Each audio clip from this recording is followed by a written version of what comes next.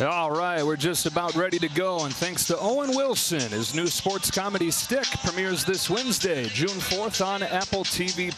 83 degrees, beautiful day for baseball in Los Angeles. Glad you're with us. Hope you're having a great weekend. Freddie Freeman and the Dodgers taking the field, trying to take this series after the 8-5 win in the first game last night.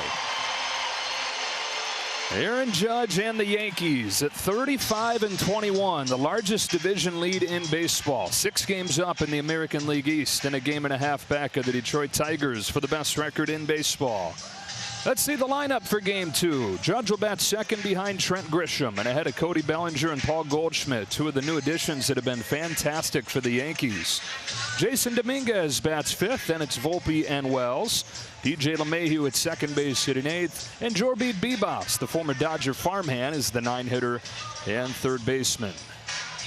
Well, he just keeps on getting better, this guy. I mean, you figure at some point he's going to get to the point where there's no other way he can improve, but he's gone from the best slugger in the game to the most well-rounded hitter in the game. When I look at numbers, I get a few notes on each guy. I've got 2 pages on Aaron Judge. It's that good. The numbers are that good, and he's gotten really the respect he deserves. He's gotten better every year, closed windows. Pitchers are having a hard time getting him out. Take a look at Fox Foresight, powered by Google Cloud. And we say thanks to Google Cloud for powering these real-time insights. They give the Yankees 60% chance to score more than 5 runs. They scored 5 runs yesterday, and they scored a bunch early, but the Dodgers came back to win that game 8-5, and they'll try to do it today against Landon Knack, who for a lot of last season held this rotation together coming up from the minors with a 3.65 ERA. He's been back and forth so far this year and makes his 6th start today. Well, I don't know a lot of people had him penciled in the rotation with all the money they spent, but all the injuries that they have had in their rotation. Landon Knack is going to provide valuable innings. You see what he's done with the fastball, changeup.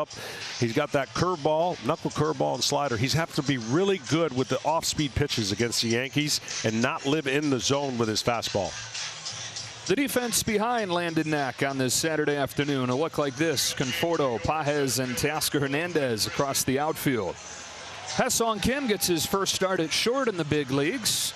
With no Mookie Betts today, he jammed his toe going to the bathroom in the middle of the night, just like all of us have done before, and out of the lineup day to day. Tommy Edmonds at second. Freddie Freeman, the reigning World Series MVP, at first, and Will Smith doing the catching. The Yankees have won 16 of their last 21 games. And Trent Grisham, who climbs in here, has been a big part of it. Over in the same deal that brought Juan Soto from San Diego a couple years ago, and has gotten his chance and thrived. And off we go with a fastball upstairs. This is one of the most incredible turnaround years in Trent Grisham for the Yankees. Why they're having success. You see the 13 home runs. I don't even think he thought he would be in this position playing a lot. But you know what? He provides defense and a good eye at the plate. He always works a lot of pitches. Yeah, he's always taking his walks, but taking those walks this year, and when he's swinging, he's hammering the ball. You mentioned those 13 home runs. Got his 13th last night. On a 2-0 from Knack, he takes outside ball 3. Well, pitchers in this day game, the ball is going to jump, I would think. It's a hot day in L.A. Doesn't prevent Knack from having those sleeves. I'm sure those little cool sleeves, not the thick ones. It's a 4-pitch walk to start the game, and so Grisham's aboard for Aaron Judge. Number 1 in the majors, hitting .392. If you're just a kind of baseball fan that tunes in this time of year, checks in, you might look at that and say, wait a minute, what? Yeah, Aaron Judge, who's known for the home runs, is hitting .392, leading the majors in everything. And the Dodgers have some pretty darn good hitters, too. And statistically, it's not even close. This has been the best hitter in baseball. Well, the breaking ball down is still a little bit of an Achilles heel, but he doesn't swing and outside the plate. Up in the top of the strike zone is right now the only spot you can get Aaron Judge.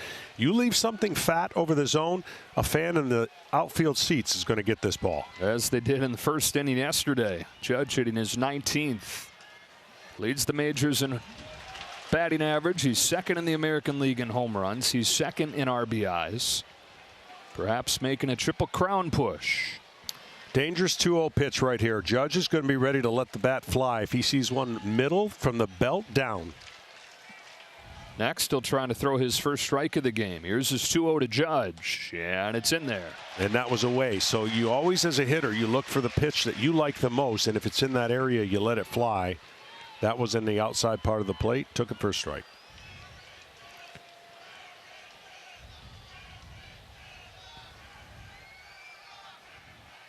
Knack to Judge with a 2-1, and a ground ball foul evens the count 2-2. Judge hit one of the 4 home runs for the Yankees over the first 3 innings yesterday against Tony Gonsolin, but they would not score from there. Dodgers got 4 in the 6th, 2 in the 7th to win it. So that breaking ball right there that he fouled off, if he fouls it with another breaking ball just a little bit lower, you've got a chance to get Judge to go down and get it. To third for Muncy. Guns to second for 1. Edman to first. A double play. So 5-4-3. They go around the horn to wipe the bases clean. He got the ball down, and the breaking ball was down, like I said, and he got him to go get it, and a ground ball right to the pitcher's best friend. The old double play. So 2 gone in this first inning, and the old Dodger, longtime Dodger, comes up, Cody Bellinger. Well, 1 week after Juan Soto agreed to the big contract with the Mets, Plan B started to become clear. Cody Bellinger was acquired from the Chicago Cubs, and after a rough first month, he's been excellent in May. Hits this ball in the air to right field. Teoscar Hernandez is there, and that's a scoreless first inning for Landon Knack. Shohei Ohtani in his major league leading 22 home runs, ready to lead things off for the Dodgers when you come back. Ohtani heads up there to lead things off for the Dodgers, and the lineup looks like this with Teoscar Hernandez and Freddie Freeman to follow him. Will Smith having a great season as the catcher. Muncy bats 5th. Andy Pages in center field with Conforto, Edman, and Kim to finish things up. Well, Warren attacks with his fastball. High percentage of first pitch fastballs. Will he stay stubborn with that against the Dodgers? I say you got to pitch a little reverse. First pitch fastball to Ohtani could be a quick score change, so you got to get the respect of this lineup. Doesn't chase, but the aggressiveness of Will Warren, we'll see how he goes. 3 times the last 5 games, Ohtani has led off with a home run. Hit 2 of them yesterday. That's 15 in the month of May. That's 22 this season to lead the big leagues. And so after he had 54 in his first season with the Dodgers, on pace for more than 60 this year. Hits one sharply and through, and a leadoff hit for Ohtani. Well, for Ohtani, and we all talk about the anticipation back to the mound, I would think he's got about 3 more weeks of stealing bases at an aggressive level before they temper that down once he goes to the mound. But it wouldn't surprise me if he doesn't change anything about his game. A weapon on the bases, a weapon at the plate, and soon to be a weapon on the mound. That's the amazing thing. He's doing things that feel like we've never seen before, and it's only half of the ordeal. It's only half of what you get when he's at the peak of his powers, as Teoscar Hernandez fouls off the first pitch. Well, that's just an incredible success rate and amount of speed and power that he displays. No bets in the lineup, but the Dodgers top 5 still. They are a great top 4 offensive team. Teoscar Hernandez back on a 3-year contract. Proved himself last year on that 1-year deal. A lot of the proving happened against the Yankees. That series in June, he was excellent at Yankee Stadium and then performed again in the postseason. And you figured when the fans were chanting at the World Series parade, "Bring back Teo, bring back Teo," they had to find a way to do it. And he's been even better in his 2nd year in LA. I mean, this is another guy not on Judge's level, but the same idea where you think of him as a power hitter. He's turning into a well-rounded hitter. The average is surprising because he more is a power hitter thought of, but he's cut down on those strikeouts. And if he continues to do that, the average will go up and the ability to drive in runs will go up as well. A 2-1 from Warren, fouls it off. Now, Warren has 2 fastballs. They're both sneaky. A 4-seam fastball that he'll throw away, and then he's got that 2-seam movement with 2 different breaking balls. So he has the ability to quiet offenses when he's making pitches down in the zone, and he gets a lot of called strikeouts, especially with his fastball. Only Tarek Skubal has a higher strikeout rate, reigning Cy Young Award winner in the American League. And Will Warren There's a sneaky fastball right there by Hernández for the first out. You always need pleasant surprises in your run back to championship form, and Will Warren could be that for the Yankees. So one gone in this first inning, and the reigning World Series MVP Freddie Freeman climbs in.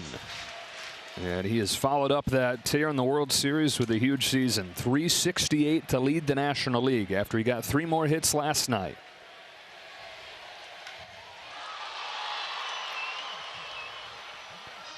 Fisher Investments player profile. You figure that it's going to be one of these 2 guys that wins National League Player of the Month. What do you got? That's incredible. I mean, to hit 400 is incredible, but how about the 15 home runs? Hard to beat that. That is a Dodger record for the month of May.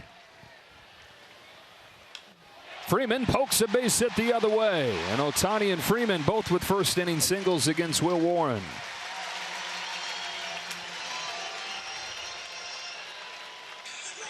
With Dodger offense, you're talking about the top 4 being so good. Ohtani and Freeman both coming up with hits. And now you got Will Smith coming to the plate. And if you ask Dave Roberts, this is the guy that's really made the lineup go. Yeah, he's got the combination of patience and the ability to barrel a baseball. He just doesn't give in. He's awesome with runners in scoring position because of his ability to barrel baseball. And it wouldn't surprise me if he uncharacteristically swings at this first pitch with runners on. He does, and bangs a base hit to right center field. Ohtani heads for the plate. Throw goes to third. Freeman's in there. Into second goes Smith, and the Dodgers on the board quickly. Will Smith with an RBI single. 1-0 LA. That's Scouting Report 101. Fastball throwing first pitch out of Will Warren. And a guy that you typically think is going to work the count, not so fast with runners on. He goes to right field. He does it as good as anybody. That speaks to what Dave Roberts talks about with Will Smith. And the key is managing his times behind the plate so you can keep his bat in the lineup. He's gotten off to hot starts before. He's gone to the last 2 All-Star games, but injuries have kept him from being as good in the second half. They just caught up their top prospect, who's another catcher, in Dalton Rushing, and the hope is that a little more time for Rushing means a little more health for Smith as the year goes on, to your point. Yeah, that position will wear you out. Physically, mentally, all the things you have to do, and that's why it's so rare to have a combination catcher with average and power like Will Smith. Second and third with 1 away, Max Muncy comes up. Here's another guy. Typically works the count, doesn't swing at the first pitch. Runners on second and third with the infield in. All bets are off. If I'm pitching in Will Warren, I'm thinking off speed on the first pitch here to Max Muncy. Swing and a miss, and it was. I mean, that was just a great breaking ball that started in the zone and darted out of the zone and fooled Max Muncy. You know, for the Yankees offensively, the question was, how do they deal without Juan Soto in the rotation? How do they handle losing Garrett Cole and then Heel? Well, Will Warren's been a big part of that answer. 25 years of age, from Brandon, Mississippi. His last 4 starts, he's got a 2.05 ERA. And he's been striking out a ton of guys in those 4 spots. He needs a strikeout right here in the worst way in the first inning. Delivers 1-1.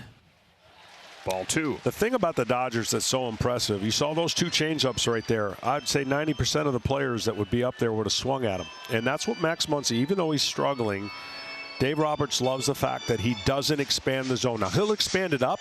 It's hard for him to expand it down unless it's a breaking ball. 199 career home runs for Muncy. Strokes a base hit up the middle. Freeman can walk home. Smith will stop at third. 2-0 Dodgers.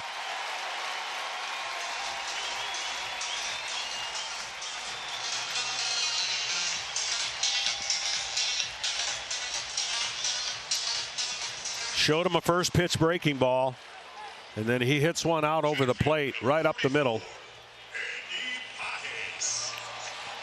And the rally that the Dodgers put on has continued in the second game here. They've jumped on the Yankees. They were down to a great pitcher by 4 or 5 runs and came back and won that game. Yeah, Max Fried's been the best pitcher in baseball this year. He'd given up 10 runs total. before he gave up 6 runs last night. First and third, one away. Here's Andy Pages. And they just keep on coming, showing the length of this lineup. This is a guy in Pages a month into the season, John, was looking over his shoulder wondering when somebody was going to come up to take his spot, but has turned a complete corner. And the Dodgers think that what they're seeing the last month or so is real.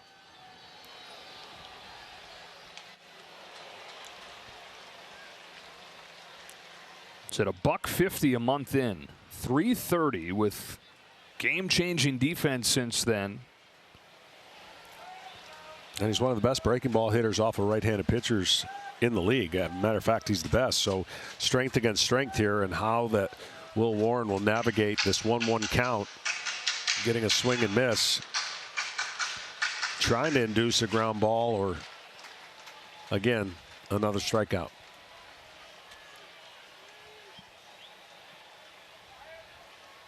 Here comes Warren's 1-1. Pages chases strike 2.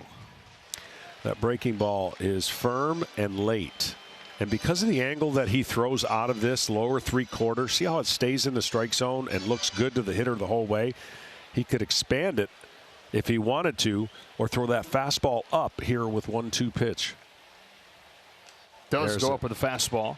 It's watching him pitch the last 3 games. This is classic Will Warren. His sneaky fastball gets ahead of the hitters, and then when he climbs the ladder, they don't get to it because they've slowed him down with a breaking ball. Then they raise the eye level of a fastball. Now he can do whatever he wants right here. He can throw that breaking ball again after the fastball up that he fouled off. Does throw the breaking ball off just it. A little too low. Yep, just a little too low, and it changed the eye set of Pages. That breaking pitch of Warren's breaks as far as any sweeper in the majors, about 20 inches on average.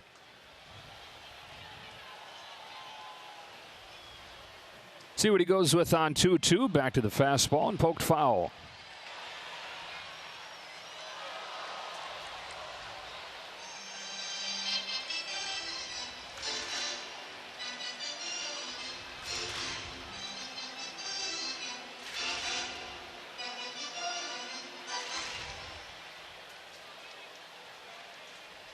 Four hits in this first inning for the Dodgers. Smith at third, Muncy at first. Another 2-2 to Pages, and the count goes full.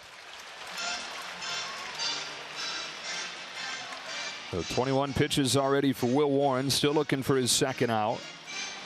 And here, if you're Dave Roberts, you trust Pages and send the runner, Muncy, not most fleet of foot, on a 3-2 count. This is where Will Warren has gotten some great success on fastballs down that look like they're going to be a ball and stay there and get a called strike. He's got a lot of called strikeouts in the last 4 games. It's an aggressive hitter here in Pages. His payoff. Another foul, up to 97 that time. So this is a bucket list moment for him, pitching at Dodger Stadium, kid from a small town in Mississippi. And it was also a chance for him to say, okay, I've pitched really well lately. Let's go see where I'm at against one of the best lineups in the game. He had a game similar to this in Colorado. He had 2 runs in and a lot of traffic on the bases and buckled down and held him there, which I thought was a tremendous job in Colorado.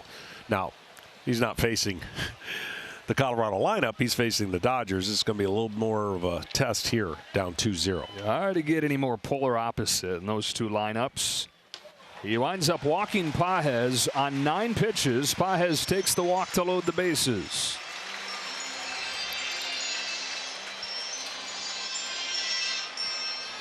Up comes Michael Conforto, longtime New York Met. In his first season with the Dodgers, has struggled mightily. Dodgers taking some comfort lately. He's been hitting the ball harder. Had a big bases loaded walk last night. Finds himself with the bases loaded again. Yeah, and surprisingly been struggling on fastballs. And here's a chance right here to get going. He's going to face a lot of fastballs, I would think, against Warren. The bases loaded.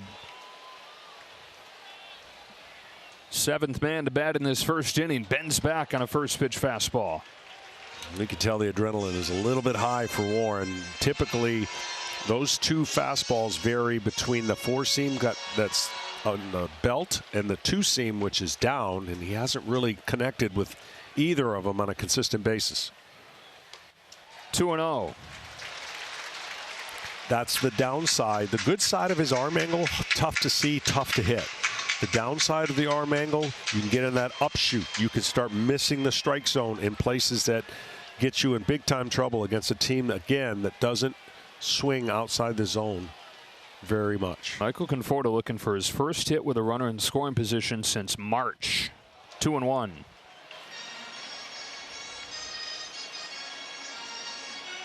I actually like that pitch. 2-0. He threw him a breaking ball.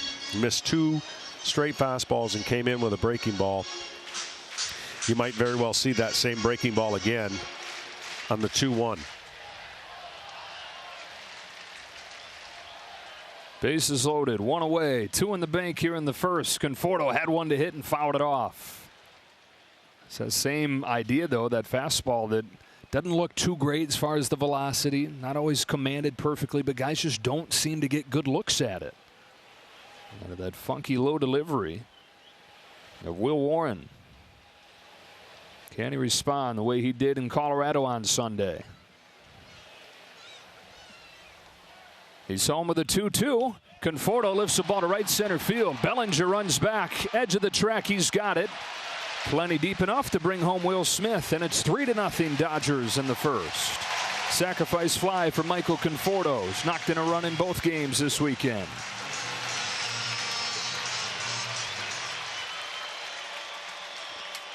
Well, the defense by the Yankees should be much better this year. And part of the reason is one of the guys that playing right field in Bellinger. Last year, they were really undone by their defense. And it all could be trick. You know, that 5th inning can kind of just sum up the way the year was for the Dodgers, or for the Yankees when they faced the Dodgers in that epic 5th inning.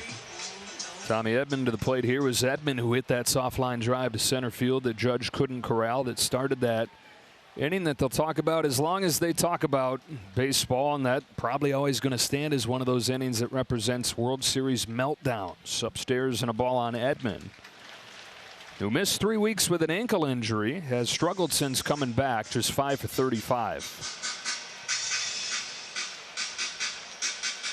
Typical Yankees, or typical Dodgers against the Yankees. 17 strikes, 17 swings. They haven't taken a strike. So the game plan's been pretty simple. Poked past third and under Bebas. And just as we talk about the defense letting them down in the World Series, it does right here. A 4 spot for the Dodgers in the first. And the Dodgers have batted around in this first inning.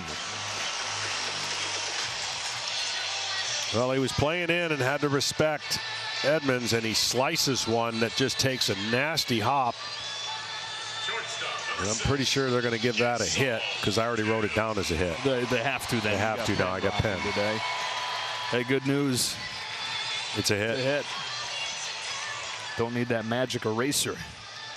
So they've batted around in this first inning as Ha-Seong Kim comes to the plate. Well, the worst part for Will Warren is not only did he not get out of the inning right there, he's in that danger part of 30 pitches in an inning. There's nothing worse than being in a hot game on the road and you piled up 30 pitches and you're not sat down yet. And the bullpen has already begun to stir for the Yankees.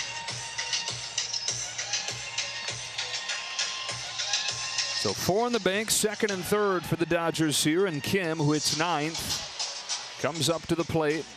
Kim, 26 years old, from Korea, started this season in AAA. Came up at the beginning of this month because of some of the injuries the Dodgers were dealing with, and they figured it'd just be a couple weeks. Shows bunt here and takes a ball, but he's done so much that as they got healthy, instead of sending Kim back to the minors, they released their longest tenured player in Chris Taylor. Yeah. Well, nice start at home. 467 batting average at home will get you some playing time. Yeah. Starts at short today. Mookie Betts is out. And day to day with that fractured toe. You hear fractured toe and it's like, man, that ain't good. But Dodgers say, you figure a few days and hoping to avoid an IL stint for Betts.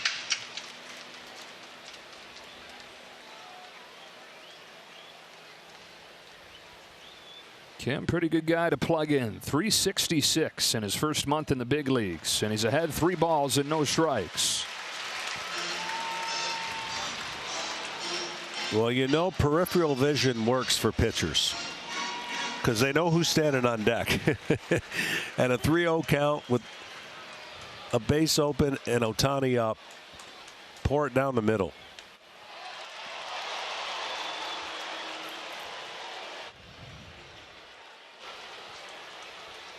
And part of the beauty of hitting 9th in front of Ohtani, part of what's allowed Kim to get off to the start that he has. He sees a lot of strikes. Pitchers having that peripheral vision. 3-2.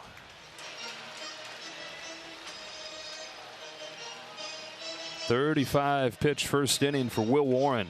Been one of the hottest pitchers in the league. 5 hits and a walk in the inning. 3-2 on Ha-Seong Kim.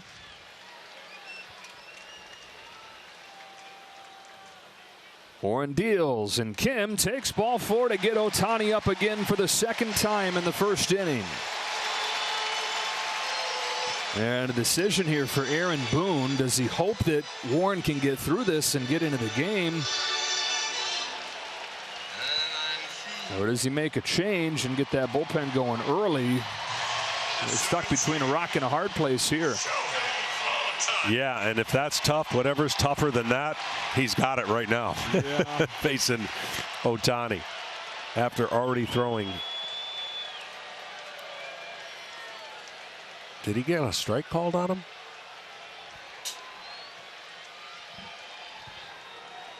The umpire I haven't seen the signal. He did, yeah. Yeah, they've put it up. A pitch clock violation. Took Ohtani too long to get into the box. Wow. Warren is saying thank you, baseball gods. Yeah, so with that first pitch, it's 1-1. Yeah, started this all with a base hit. Yeah, you saw a lot of times it's so subtle. Yeah. The home plate umpire John Tumpain said, hey, welcome to home plate, strike 1. Knack is loving what he's watching. Here's a 1-1 pitch, and there's strike 2.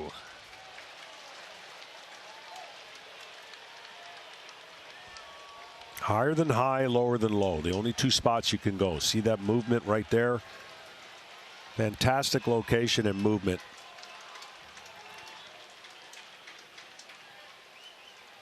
One-two pitch.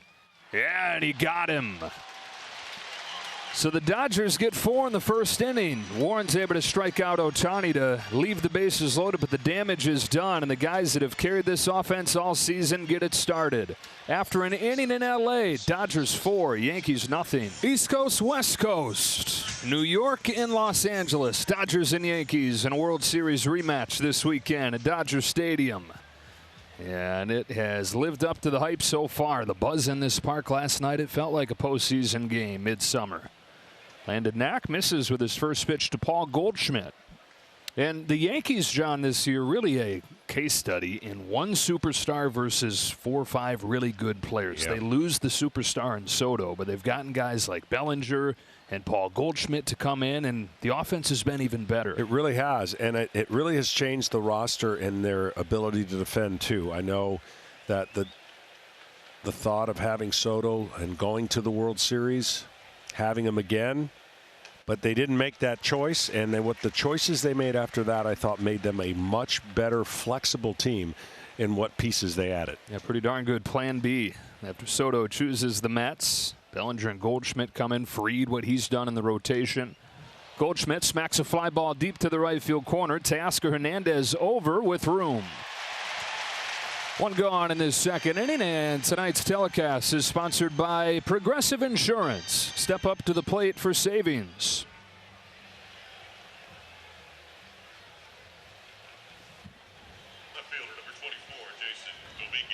One gone in this second inning. The other thing that has happened with the Yankees this year, guys like this have gotten extended opportunities. Jason Dominguez, their one-time top prospect. I think it's still safe to consider him that, because even though he arrived 2 years ago, he's yet to get that extended opportunity to show what he's got. He's been much better against right-handers than he has against left-handers this season. And his ability to hit middle in is really good, but his inside swings and misses is where he is making, where pitchers are getting him. Breaking pitch missed up. Dominguez still just 22 years of age. Got to the big leagues late in 2023, set the world on fire that first week. 4 home runs in his first 8 games, but then he tore his elbow, had to undergo Tommy John surgery. And it stunted what looked like it was going to be just a blitz of the league right from the start for Dominguez. So last year mostly rehabbing. He dealt with other injuries as well. Yankees stuck with Alex Verdugo into the postseason, and Dominguez only played 18 games. So similar to Trent Grisham, he was in the franchise, but just didn't really have a shot last year. Taking advantage of that opportunity now.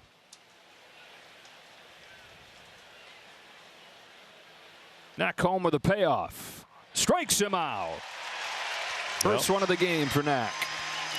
That's where they go, and he got caught twice on a pitch that he turned away from. So that tells you what his view of an inside pitch looks like. That pitch is inner third from the strike zone, and he thinks that pitch is inside. So that's his little.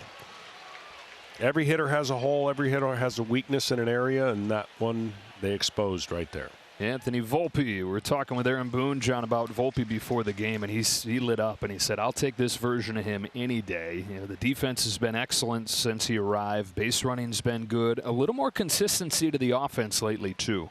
Yeah, I mean, it's a tough thing when you're going to replace one of the greatest shortstop of all time and Derek Jeter, and you know this young man has speed. He's trying in between. Should I be a power hitter? Do I make more contact? You know, and I think at Yankee Stadium, everyone feels like they're a power hitter. And you can get out of your mechanics a little bit. And that front shoulder, I think, is a key for him into having success at the plate. Had a really encouraging postseason. Hit .286 in the playoffs for the Yankees. And Aaron Boone saying that feels like a bit of a turning point for him. He's continued to offer that this year. And you had the decade gap or so between Jeter and him, but it was so easy to draw the comparisons as a first-round shortstop, getting to the big leagues at a young age. Grew up a Yankees fan, dreaming of being the next Jeter. That's heavy stuff. Freeman to put it away, and into 1-2-3 second for Landon Knack. Suit up this season at MLBshop.com. Check out the largest selection of authentic jerseys, caps, hoodies, t-shirts, and more. Go to MLBshop.com, the official source for your favorite team gear. Dodgers continued what they did late last night. It's now 10 runs over their last 4 offensive innings. On to the second we go. 2, 3, and 4 coming up. Kiké Hernández leads off and chops Will Warren's first pitch foul. I tell you, it messes with a pitcher when you've had success with your fastball, and a lot of teams have taken it. They're only 41% swing rate against this guy. That's very low. And what the Dodgers did in the first inning is didn't swing at one pitch that wasn't a strike. So it messes with you, and I think he's got to get back to his core of throwing a few more strikes and trying not to miss as many bats in this lineup. You mentioned his start on Sunday against Colorado. He's got a similar test here where he gave up 2 runs in the first inning against the Rockies, but then retired 12 of the next 13 before the rain delay came and couldn't come back into the game. But Aaron Boone said he felt like that was a big deal for him, that start. Even though the final line wasn't that impressive, the poise that he showed to get through that. And again, that was the Rockies, not the Dodgers, but he's been punched quickly recently and responded. And has a model, I guess, in Tony Gonsolin last night, who gave up those 4 home runs early, still went 6 innings. Count evens 2-2 on Hernández. But see, that's a perfect example of how many teams would have swung at that pitch. When you're a pitcher and you've had success across the league in certain ways of pitching, and then you face that one team that's an outlier, it messes with you. That's why the Dodgers are so good. They don't typically swing wildly out of the zone. Well, we've gotten 2 things already that I didn't think we'd see. One on the hitter, one on the pitcher. My brain cannot get over how that ever happens, ever, once you know it. Yeah, clocks are everywhere, too. I don't know how that ever happens, but we see it. So it's a 3-2, and it's a check swing and a leadoff walk for Kiké Hernández. Brings up Freddie Freeman. We're going to take you back All the way back to last October. It felt like a movie, didn't it, for Freddie Freeman? Stepped to the plate in Game 1, hit the first walk-off grand slam in World Series history. It was a fall classic of firsts for him. He homered in each of the first 4 games, the first guy ever to do that. And when it was all said and done, his 12 RBIs tied for the all-time record and did it in 5 games. Got the MVP and a life-changing run for Freddie Freeman. He did it on one ankle. One ankle. Yeah. And the crazy thing is that ankle is still not totally right. He still gets about an hour of treatment on it each day. Yet at the age of 35, he's got the #1 average in the National League, by far the best that he's ever had. 372 as he fights through that and fights Father Time.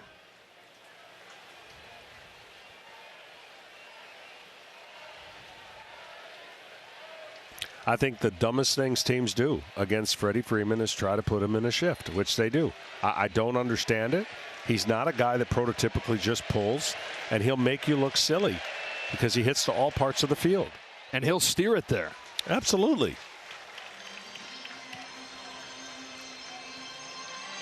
Honed his swing with his dad, Fred, growing up in Orange County, not too far from here. And every day they'd go to the field, bucket of balls. First thing they do is hit him the other way. And just one defender over on that left side. As Freeman takes ball 3. The 3 outs in the first inning were all on the changeup. So you're seeing Warren trying to throw more of those changeups. And that was one that he left just a little bit outside.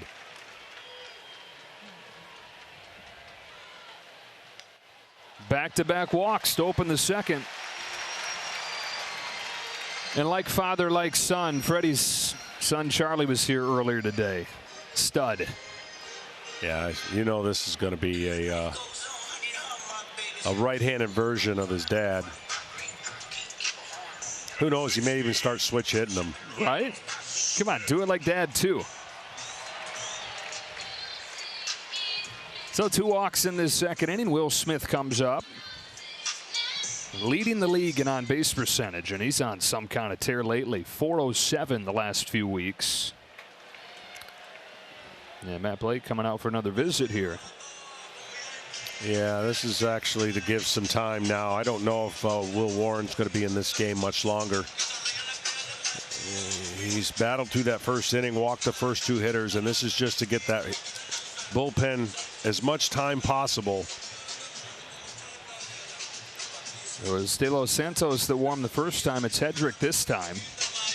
It could be a big load for the Yankees pen to carry today. Last time, first pitch, fastball laced into right field. We'll see what Will Warren and his game plan does. When a hitter takes something away, typically you want to go with something different, especially on the first pitch.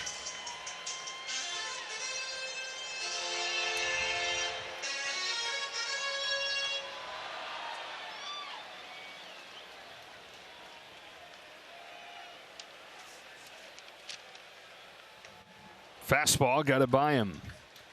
Among the many things Will Smith has excelled at this year, he's the #1 hitter in baseball with runners in scoring position, above 490 in these situations. Got Hernandez at second, Freeman at first. And waits on this 0-1 from Warren. Pokes it down the right field line, slicing. Foul. He's so good at going the other way that at some point you got to make him inconscious, because he will do that with 2 strikes and even without 2 strikes at will. No pun intended. Hey, nice. I didn't mean that. I know you didn't.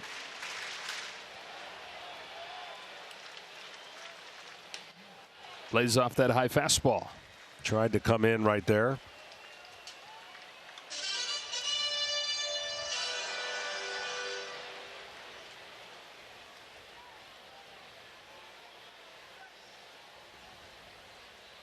Now the 1-2.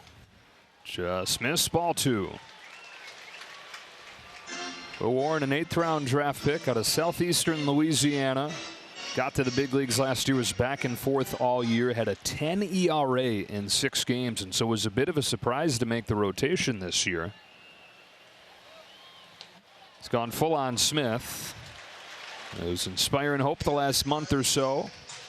Running into a buzzsaw so far today. Yeah, he sure is. They've taken every tough, close pitch. Second best hitter with 2 strikes, Will Smith. Weak roller to short. Volpe will shove it to second for 1. On to first. I got him. Double play and a bang-bang play at first. I don't know about that. I think they're going to take a look.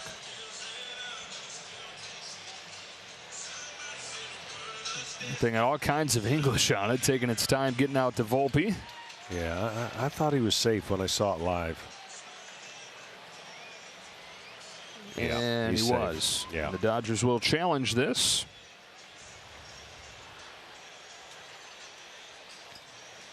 It's easier up here, isn't it? Sure is, especially when you slow it down like that. Yeah. Now, the Dodgers got off to such a good start this season. They were 8-0, and it's like, man, oh man, how many games is this team going to win this year? But as they've run into all those pitching injuries, right around 500 since that 8-0 start. And we were talking with Dave Roberts before the game. Given those pitching injuries, how do you feel about where you're at, how this season's gone? And he said without hesitation, I feel great. Yeah, as he should. I mean, this is really incredible. I know they spent a lot of money, and everyone might complain about the resources they have. But the biggest thing is they have been decimated with injuries that no other team could sustainably keep up with.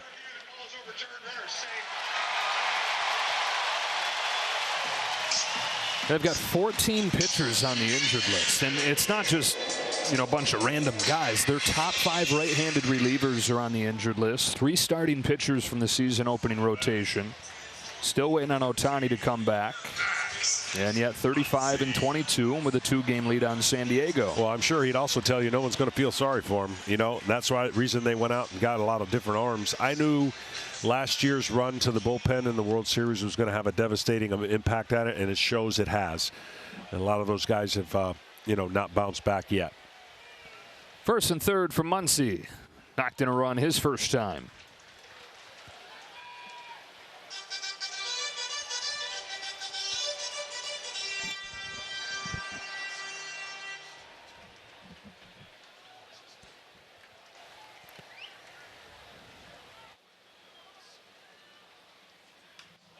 High fly ball left center field. Trent Grisham on the move. He's at the track. He's at the wall. It's gone.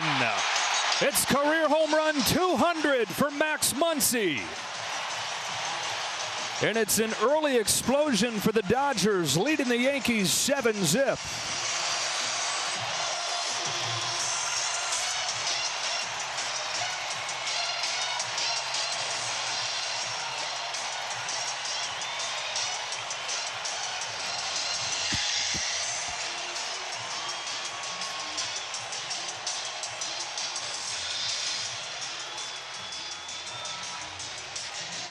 And that will do it for Will Warren. Came in with a 2 ERA over the last month. He's given up 7 in 1 1/3. And it's Max Muncy connecting on his 5th of the year, the 200th of his big league career. Yankees bullpen already goes to work here in the second inning as Andy Pages flies the first pitch that Brent Hedrick throws to left field and Jason Dominguez. So 2 gone. Just 1 pitch right there from Hedrick, who's been back and forth between the big leagues and AAA this year. He replaces Will Warren. 7 runs in 1 1/3. And it ends with Max Muncy's 200th career home run. Congratulations from his manager. Quite a guy, quite a story to have 200 home runs. A guy who was cast off by the Oakland A's years ago. Yeah, one of the all-time home run hitters in Dodger history now, about a decade into his time with the team. Well, fastball, slider, and split with an occasional change out of this lefty. See, he hasn't been scored upon here in 7 2/3. Pitched just last night, went 1 1/3 scoreless. And ahead of Conforto 0-2. Sac fly for Conforto in the first inning. Dodgers with 13 unanswered since the Yankees hit those 4 early home runs yesterday. Breaking pitch just misses. Hedrick out of Braidwood, Illinois. Stayed in state. Went to Illinois State University. Got drafted by the Twins and debuted for the Twins the last couple of years. Never really did latch on, though. And over to the Yankees, his first season there. 2-2.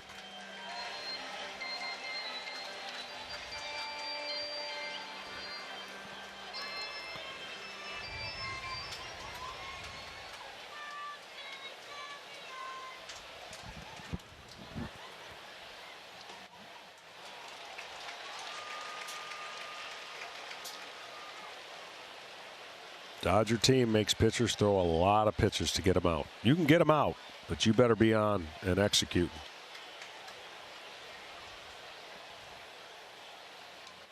Conforto draws the walk. 5 today for the Dodgers. Well, the 1 through 5 hitters that really has built this season for the Dodgers, this series have done their job. That's how you make pitchers fear when the lineup turns over. And if you don't get a couple guys on or get them out before a couple guys get on, boy, it's going to be a big inning. And that's how you sit in first place, even though half your pitching staff is on the injured list. They have out-hit those problems. Tommy Edman up there takes a strike. And they've needed to, because the division's been better than anybody anticipated. Yeah. Not just the Padres, the Giants are right there. Edman has his second base hit of the day. This one will go for extra bases. Conforto's given the wave as that ball nestles into the corner, and he will score. Tommy Edman with an RBI double to add on, make it 8-0.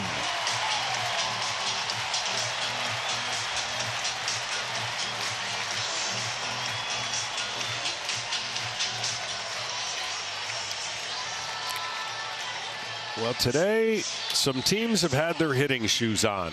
The Milwaukee Brewers, 17 runs. The Rays, 16 runs. And now, 7 in the 8. Can't even keep up. Can't even keep up. 8 in the second inning.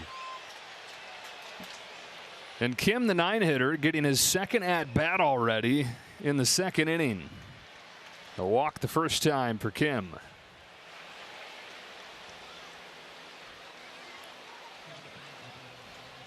Ohtani's on deck again. Ball and a strike on Kim. 7 seasons in the KBO for him. He hit above 300. Stole 30 bases a year. He's given the Dodgers kind of a spark of excitement in a different type of player than they're used to having. It's a veteran team with a lot of traditional hitters. This guy. Wow, you don't see that very often. Did you see that? Foul ball off the catcher over the screen into the stands. I'll be honest, I can't see anything. Yeah, the glare is pretty bad. I'm not going to lie. But watch this. This is a foul ball off the helmet, and it went over the screen. Man.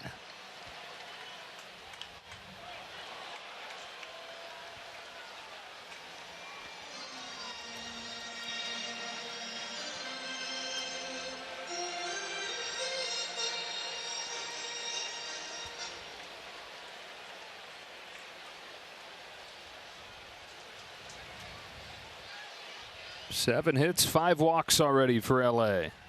Kim fouls it off, stays alive. By the way, Rick and I were talking before the game. And I threw something out there that the more I think about it, I should have known they've already got it, right? There's technology for everything. And I was like, I wonder how many of those home runs that Ohtani and Judge hit, now they're both freaks, how that would correlate to all the parks around baseball. And they've got that. Oh, yeah.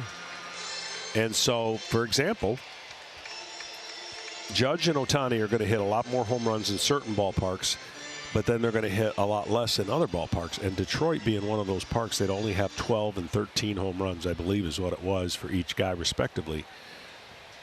But they don't play in those ballparks. But at least you know if they did. Hey, the way the Tigers are going, those guys might want to figure out how to hit home runs there too.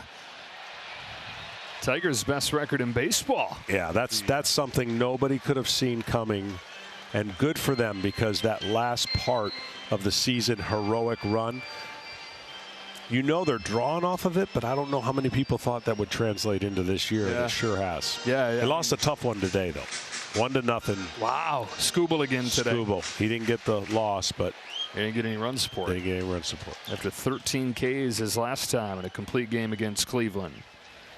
8th pitch coming to Kim, and he hammers the ball back to right field, and how far? My goodness. Ha-Seong Kim goes way gone, and it's 10-0 Dodgers.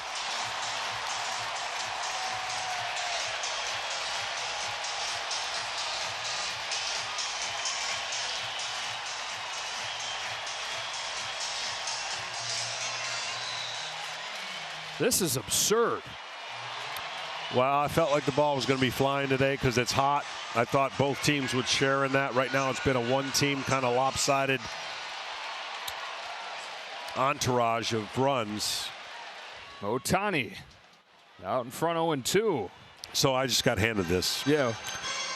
You know it's not going to be a good game when 3 hitters from the Yankees haven't batted yet, and this is the 3rd at bat for Ohtani. But he's down on 3 strikes. Boy, you figure you're going to have a long home run in an inning that has Ha-Seong Kim and Shohei Ohtani bat in. Easy guess who's going to be the guy that hits it, right? No, it's Kim. Known for his speed and lately his average. But how about the pop right there? And how about the Dodgers today? 10-0.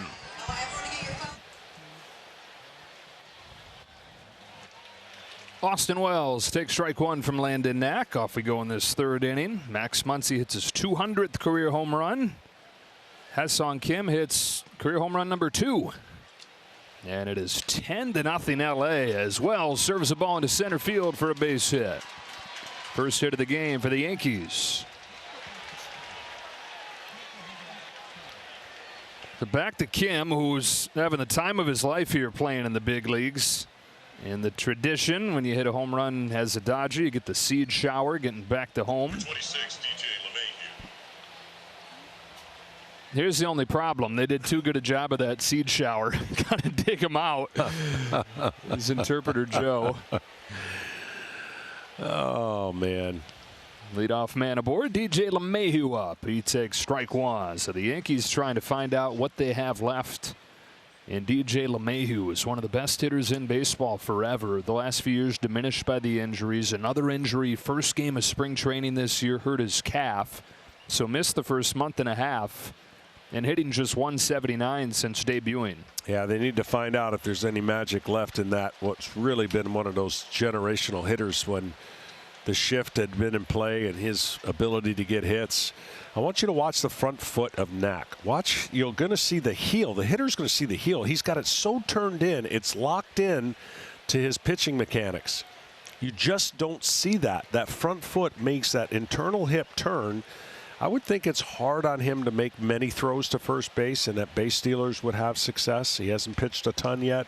But that turned in kind of makes him already put in position to load up to throw to home because of his hips. It hurts. Well, it doesn't hurt my hip anymore. I got new hips.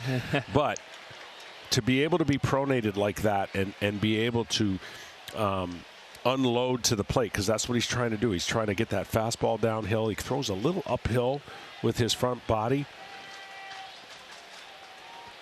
You just don't see that.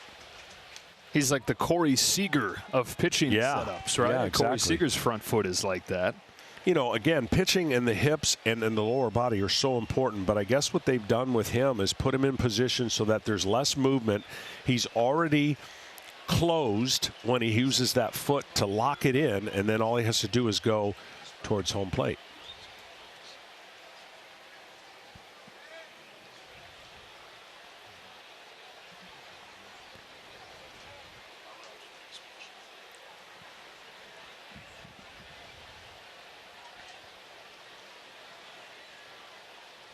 Knack gets ready and comes home with a payoff. It popped out of his hand for ball 4. First 2 have reached for the Yankees. For more on Knack, here's Ken Rosenthal. John, I'm not sure if you ever had this problem, but Landon Knack as a rookie last season found the available major league food to be of such high quality. He finished the season overweight at about 230 pounds. he was feeling too sluggish on the mound, wasn't recovering quickly enough between starts, so he determined he had to lose weight. Well, he wanted to get to 215, but went a little too far. Got down all the way to 206. He's now at 210, which is better, but he's had to readjust to his new body, which is moving differently, more quickly than before. And he's spent the last 6 weeks working on his delivery, developing new, simple cues. That would be one of them. So it's throughout his now almost year and a half in the big leagues, he's looked like a different guy. Yeah. You can find different versions of his delivery as he faces Bibas here. Yankees trying to chip away at this 10-run deficit. 1 ball, 2 strikes. Knack out of Johnson City, Tennessee. His excellent form last year, kind of under the radar, had a 3.65 ERA, pitched another 3 games in the postseason, including an unheralded thing in Game 4, pitched 4 innings and saved the bullpen to be able to carry the load in the clinching Game 5. They were well rested to go 7 2/3 that night. Well, he's made some interesting pitch choices here with a 10-0 lead. And I'm not saying you just throw fastballs right down the middle, but that 3-2 walk is not one of those that you want to do when you've got 10 runs on the board. You want to make them earn their places on the bases, especially when you're turning the lineup over. Big rip and a foul back from Bibas.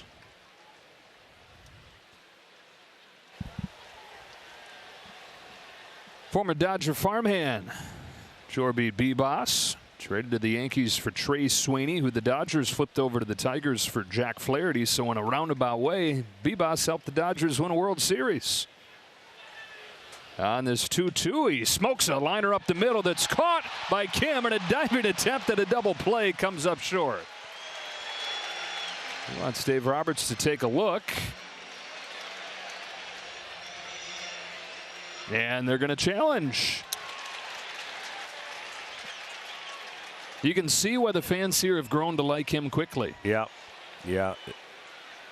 That one, what do you think? I can't see the monitor.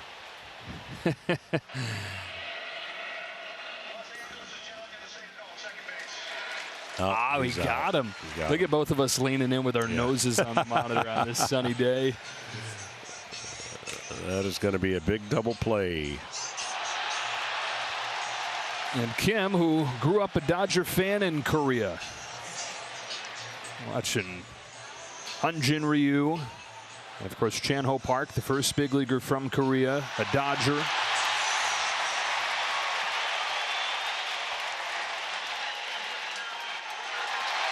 A highlight double play for the Dodger shortstop, and his first start of the season there in Mookie Betts' place.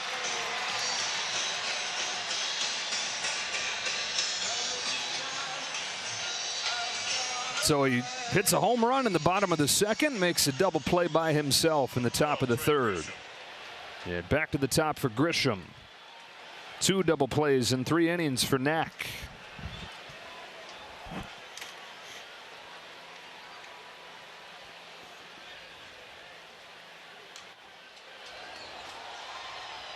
It's a rare first pitch swing from Grisham.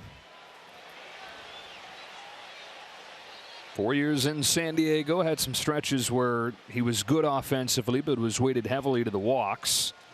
Still just as patient as anybody, but he has been hammering the ball. Top 5 in the league in slugging. In his first year really seeing any time with the Yankees. Only started 50 games last year.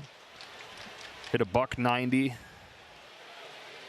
And when you look at the numbers head-to-head, him and Soto, he's blowing Soto out of the water a couple months into this year. .890 OPS for Grisham, .750 for Soto.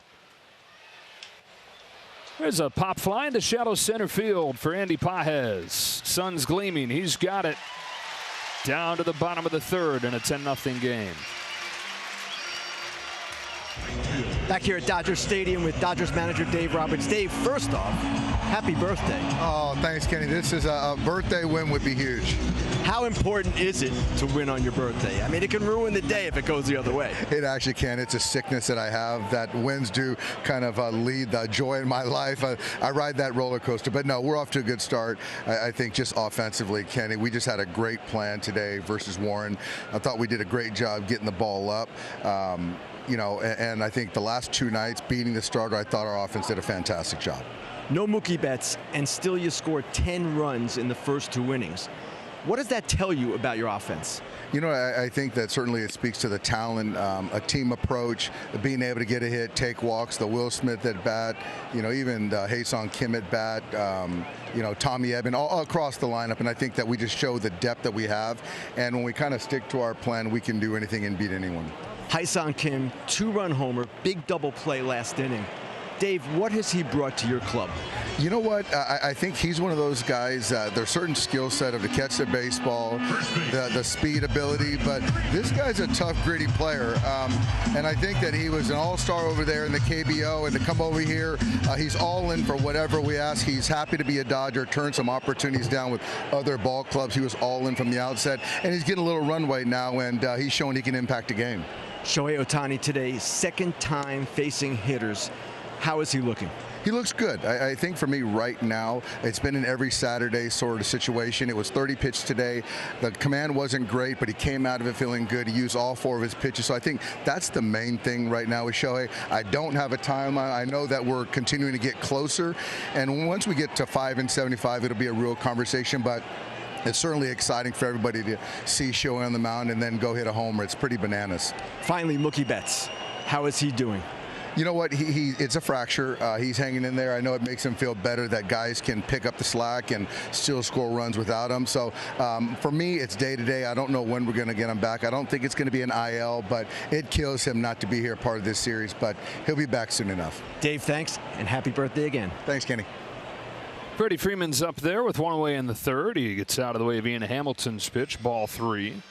How about the job Dave Roberts has done? And how about, John, the sliding doors? When you think of last year where the Dodgers were sitting down 2-1 in San Diego, 1 win away from the season ending, and perhaps his time as their manager ending if they lost that game and had another early exit. But they win that game with a bullpen game, and now here we are. He's got a 4-year extension. Yeah, it's crazy. Expectations get in the way of really what's going on the field, and sometimes the results get mixed. And they showed a lot last year. I mean, ultimately, they won in an unconventional way. That wasn't the design when they put the roster together. Popped into left field. Jason Dominguez is under it, and they retire Freeman for the first time. But as he said, the guys had enough of the noise that was being around. They got isolated. They got together.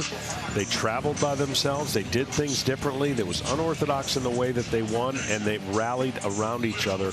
And to your point, changed the dynamics here in Los Angeles. I mean, it was, you think about everything that's come since then. The extension, the way they shaped the roster. And it was that close to ending early for a third consecutive year. Will Smith fouls off the first one from Hamilton.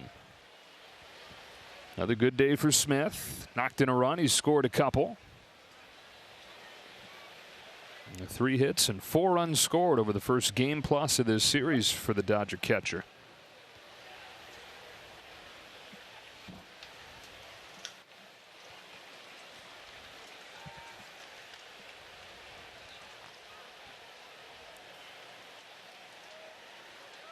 Ian Hamilton has put up zeros his last 2 games after a really rough first month or so.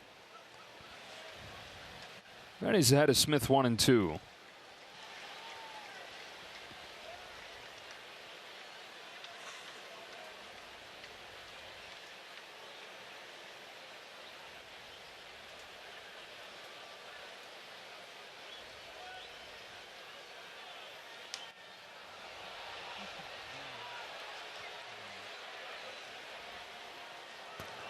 A reliever's job is, you just never know when you're going to come into a game, and I'm sure he didn't envision coming into a game down 10-0. Not this early. Third inning. 10 runs for the Dodgers' first 2 innings. Most runs they'd scored through 2 innings in 4 years. Pop up on the diamond, right side. And the first time they've faced fewer than 8 in an inning so far today. It's the Yankees and the Dodgers. Dodgers took a thriller last night. They turned this one into a laugher early in Game 2. Superstar players, superhero type guys. Ohtani for the Dodgers, Aaron Judge for the Yankees. Ohtani's won 3 MVPs in 4 seasons. Looks like Judge perhaps headed for a 3rd in his career. And these guys facing off this weekend, both going deep yesterday. It's been Ohtani's Dodgers so far today. Judge going to make his mark right here with another massive home run. Number 20 for Aaron Judge, who's homered in both games in L.A.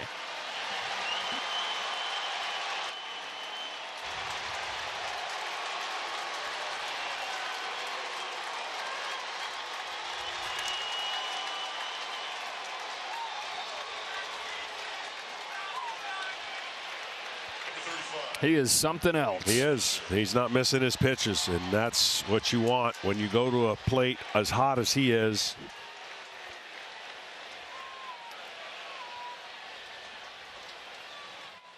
Yankees on the board on the 20th long ball of the year for Aaron Judge. It's Bellinger.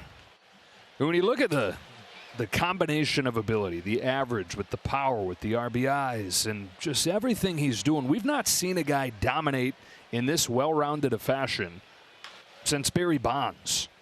Yeah, and he doesn't get the Barry Bonds treatment yet. I think the longer this season goes and the more success the Yankees have, you have to think twice about pitching to him in certain situations. Down to first to get Bellinger for the first out. Another look at his home run swing. Fastball, middle in, short, but strong to the ball. Everything's slower now when you're in successful modes and you're having these streaks. The ball seems like it just floats and you're not trying to do too much. Goldschmidt with one away. Pops it foul. How about Aaron Boone telling us he doesn't think Judge is even his hottest right now? Yeah, he's probably had a more dominating stretch when he was ridiculous with the home runs that he was pouring out. But it's hard for me to imagine that we're sitting here on the cusp of June 1st and he's flirting with 400. That just doesn't even make sense. And the power with the 20 home runs. 1 and 2 on Goldschmidt. For more on Judge, down to Kenny. Guys, I spoke with Yankees hitting coach James Rowson yesterday, and I asked him, okay, what makes Judge so special? And he replied, he's never satisfied. He's always looking for an edge. And I said, James, all the great ones are like that. And he said, no, with him it's different. Rowson coached Miguel Cabrera in Detroit, Joe Mauer in Minnesota, both Hall of Famers. But with Judge, he says he doesn't take anything for granted. He doesn't necessarily view himself as one of the best players in the game. He just sees it as his responsibility to keep going, even when he's had success in the past against specific pitchers. The way Rowson put it, if the story was over today, it would be one of the greatest stories in baseball, and he's still writing the story. That humility, pretty darn good foundation for him to become what he's become. Generational talent, and as well-rounded of an offensive player as the game has ever seen. And fair or not, he's got a mountain to climb because his regular seasons have been historic, but all eyes will be on the postseason. And the postseason haven't quite gotten to the level where he expects it and the world expects it. He's going to make those changes.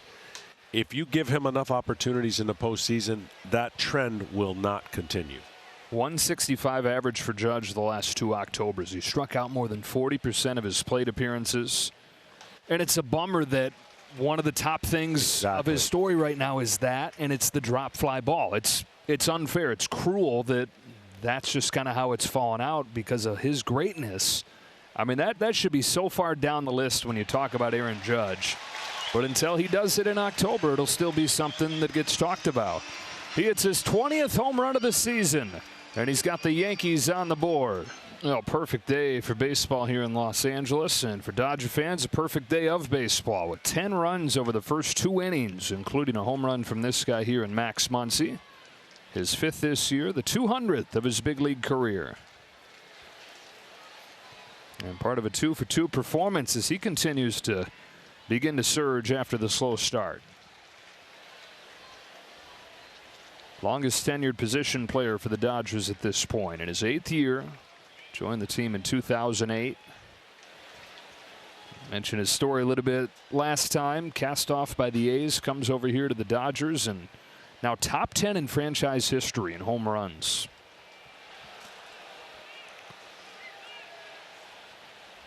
Ian Hamilton comes home. Muncie skies it into shallow left field. Jason Dominguez is there. Horse racing's greatest test returns, sovereignty and journalism face off in the 157th Belmont Stakes. 2 of the season's biggest names in one race to settle it all, with coverage beginning next Saturday, 4 o'clock Eastern, live on Fox. From Saratoga Nash. That's what we call it. Yeah. Yeah. I got a guy. 10-1 game, bottom 4. Andy Pages flies it into shallow center field. This would be Anthony Volpe. 2 up and 2 down for Hamilton. Well, the Dodgers, like most teams, pretty good when they score 5 or more runs, but Dodgers are 25-5. Actually struggle for fewer, but their offense with runners in scoring position, everything that they've done today kind of exemplifies why they've overcome their lack of starting pitching innings. They have the least amount in all of baseball. And that's going to have to change. That trend has to change. They got to get guys healthy and they got to get more innings. Otherwise, that bullpen, there's no way at the end of the season they're going to be standing upright. Conforto here. Sac fly the first time, walk his second time. I think you're touching on something with the offense, though. There have been years in recent past where they've been 2 home run reliant. It's gotten exposed in the postseason. This team not only hits the home run, but they're number 1 in the majors in batting average. They're number 1 with runners in scoring position as well. Dave Roberts was talking to us today about how many guys on this team know how to get a hit in a situation where that's all it calls for. Yeah. And that's the kind of skill that often shows up and wins games. Absolutely. In October.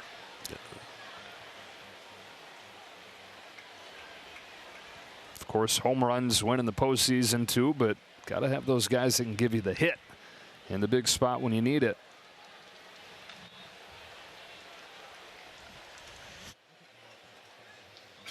Both these offenses juggernauts to this point. They're right there with the Chicago Cubs as the top offenses in baseball over the first 2 months. No surprise for the Dodgers. Yankees surprising some folks. Soto going elsewhere. Different look to the lineup. There's only 10 guys on this Yankees team today that was part of the World Series team. And when you look at the lineup, I mean, very few guys that were staples. Part of that is the injuries. Stanton's still down. They're without Chisholm until probably Tuesday. A little more depth, though. Another 1-2 to Conforto.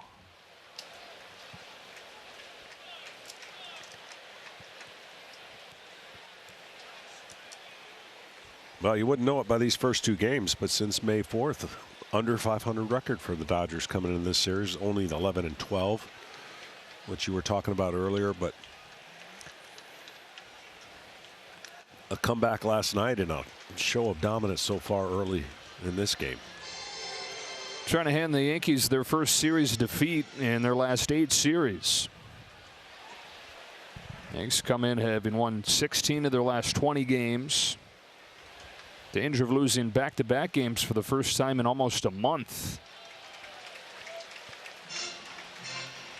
Still got a healthy lead in the division. It's like, who wants it outside of the Yankees in the East? Now Toronto and Tampa Bay have taken their turns getting hot more recently.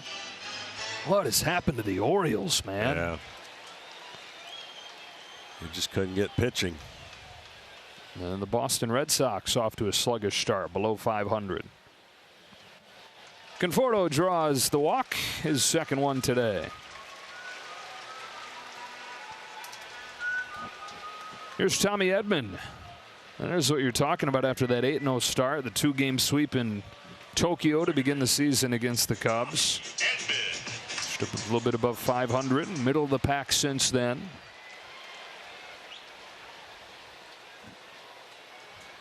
Now the bullpen that has carried a big load. Edman 2 for 2 today. He needed to get going a little bit. Those 2 hits probably helped his confidence as he was in a little bit of a funk.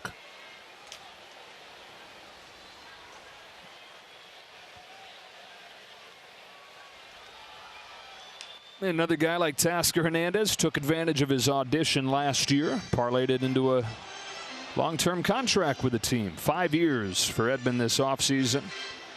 5 years in St. Louis. Got traded to the Dodgers at the deadline last year. Didn't make his season debut until mid-August because he was coming back from wrist surgery, hurt his ankle during rehab. And man, was he a monster in the postseason. One bounce to second. DJ LeMahieu to finish off the 4th. And a couple scoreless innings for Ian Hamilton. Well, Johnny, the Dodger offense stealing the show today, but how about Landon Knack against the Yankees lineup? Just 1 run through 4 innings. You know, he's done a nice job. Early he was struggling with command, wasn't throwing a lot of first pitch strikes. The lead really does help, obviously. It changes the format for what guys at the plate are trying to do, but he's really kept him off balance. He's given up a few 200 home runs the last couple games, or at least a home run in his last couple games, but here a solo home run to Judge is understandable. Anthony Volpe leads off this top of the 5th for the Yankees. 0 for 1 today.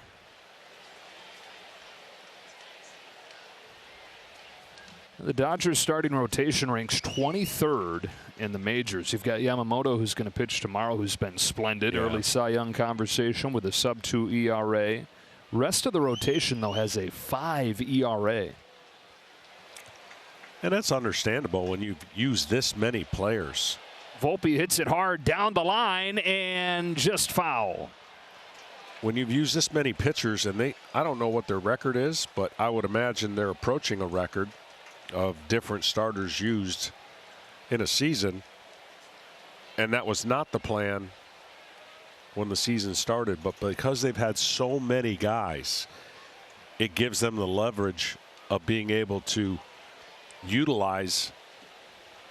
I mean, that's just not the formula you want. You don't want 14 of your pitchers on the IL, and yet that's what they've had this year. Well, it's great to have depth to tap into, but man, oh man, to exhaust that depth already 2 months in.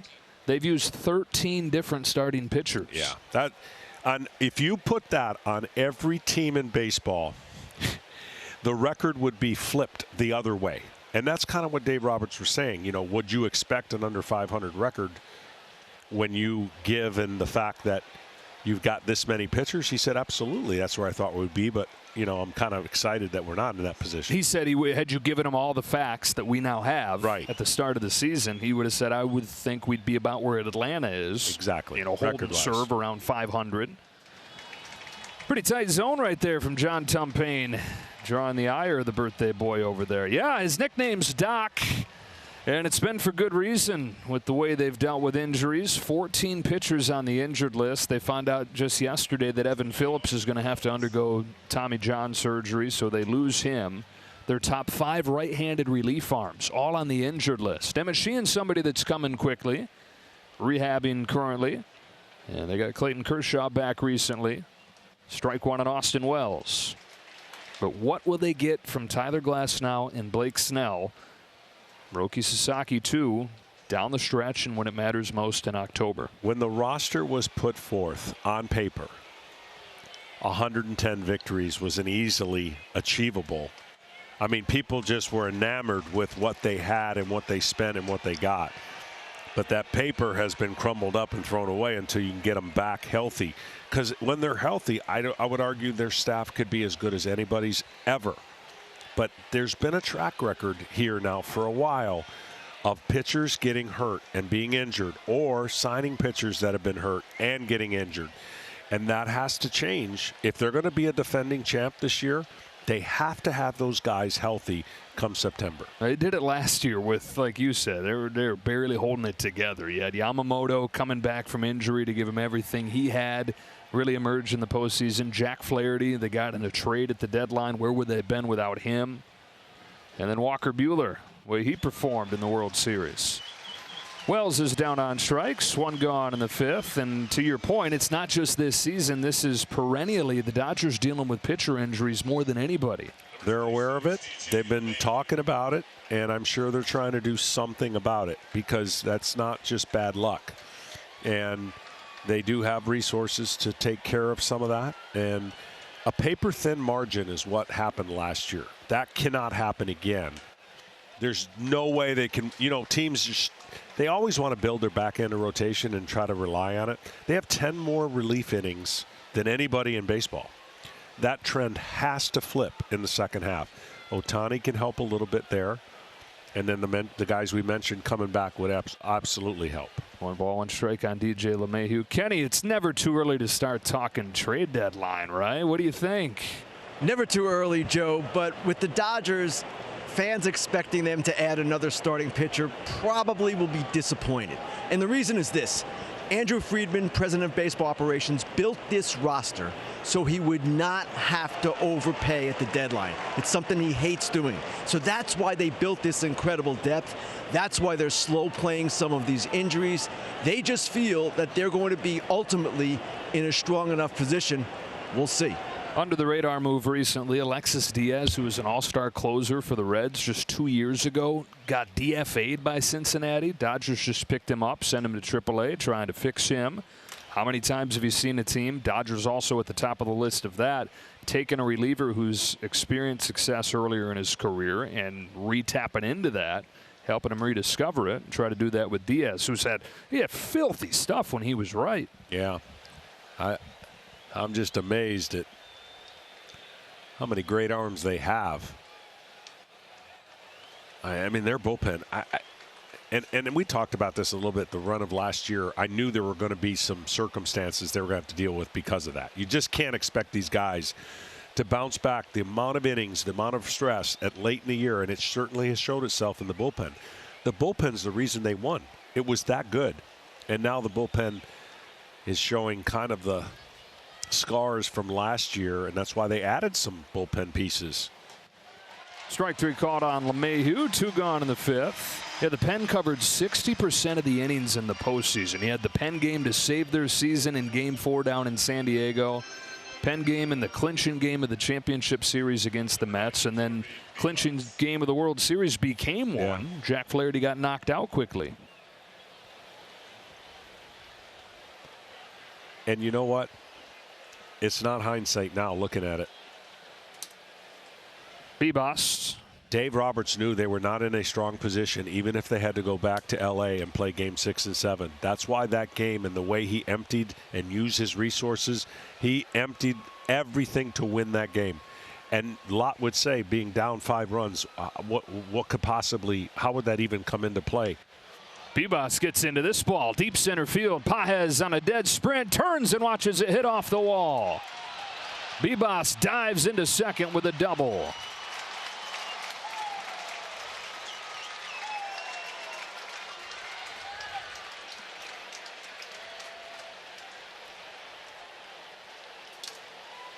Couple more push-ups, and this ball would have been gone.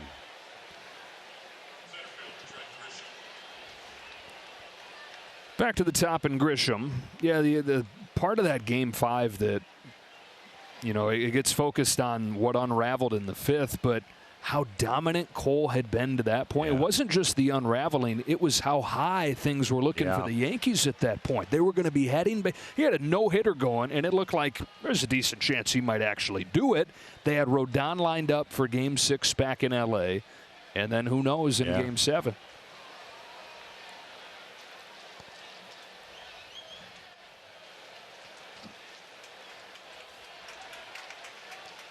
A lot of questions on both sides leading up to this series this week and yesterday before the game. What do you remember about Game 5? What do you think about last year? And for all the Yankees, the talk is, it stings, but we just think we lost. And yeah, it's a bummer the way it happened in Game 5. But look back to Game 1. It's really hard to lose that game the way that they did and then recover. I mean, ask the New York basketball team right now as they try to recover after the way they lost Game 1 of that series against Indy.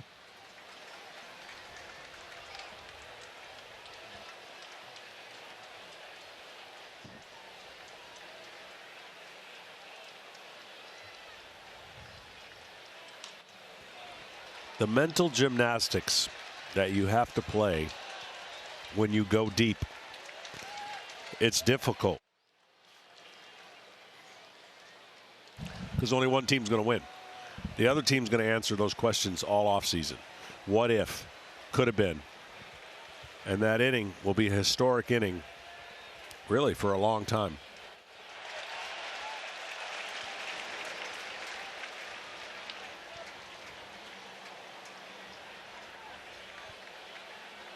We had a million what ifs when you play that many one-run games and lose that many times. And it eats you alive in the offseason. You come back the next season determined next time you're in that position to make the necessary changes. How about decades later? How often do those what ifs pop up? Oh, they're always there. The sports is cruel. I mean, we talked about how cruel it is for Aaron Judge. It's the cruelest, most unfair 1% arguments that people make about the greatest players that necessarily don't have the greatest postseasons.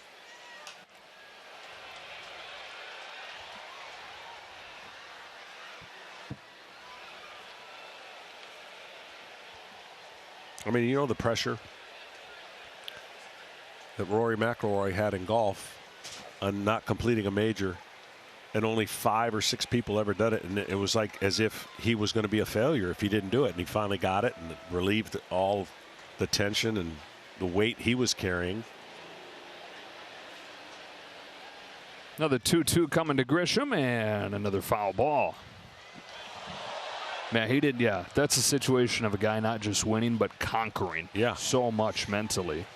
And that's what you have to do in this sport. You have to, it's hard not to pay attention to the noise and affect your game, but you really have to not pay attention to the noise and just put your head down and keep doing it till you do it right, till you get it. Whoa, got the high strike call right there to strand a couple.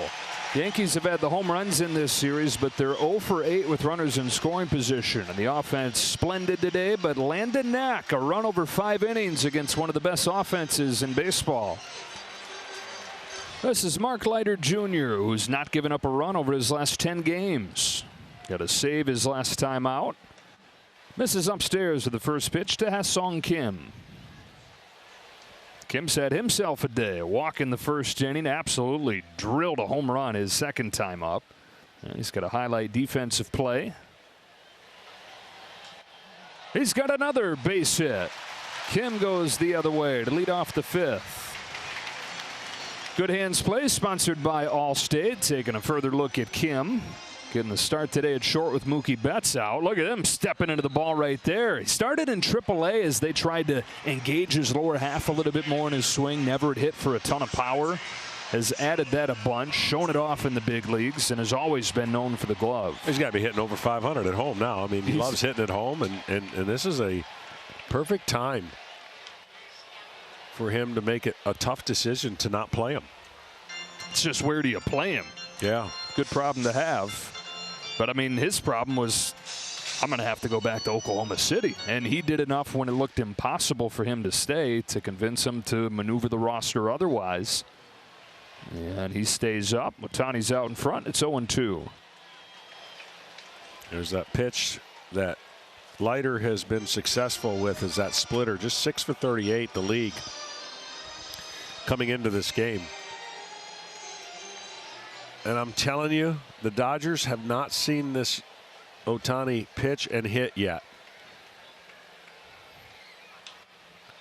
Bouncing ball through the right side, and the second hit of the day for Shohei Ohtani. A couple singles through the right side of the infield. Kim streaks first to third. And what I was going to say is there's got to be some regression when he gets back to being able to focus on pitching. Today he threw. All right. You wouldn't come to the park as a hitter and do something else other than your routine. Now that's something else, and when he ramps it up more, he's going to have days where he hits. And the challenge for Dave Roberts is going to be convincing him, hey, how about today off? Like big 5 innings, we need a reset. But he's so special. He believes this is the way he's meant to be. Strike on Teoscar Hernandez. Well, the last 3 years that he did do both, he had a top 5 ERA, and his OPS was second to Judge. Yeah. It's just amazing. He's 2 superstar players in one. Yeah. And great point. But now 2 years have gone by. Mm-hmm. And it's another arm surgery. Right. It's going to be interesting to see how he navigates all of that this time around. In the air to right field, Cody Bellinger's there. Pretty shallow, makes the catch. Kim's not going anywhere. Ohtani, for his entire baseball life, pitching has been his favorite thing. You know, when he thinks of his identity, he thinks of it first and foremost as a pitcher. The story's been told about him writing the goals for his life and for his career back when he was in high school. All those were written from the standpoint of a pitcher. And so the idea of, man, should he just stick to hitting, and can he do it? Like, for him, there is no question. Right. I have to get back on the mound, and I have to do it at a high level. Well, it's amazing.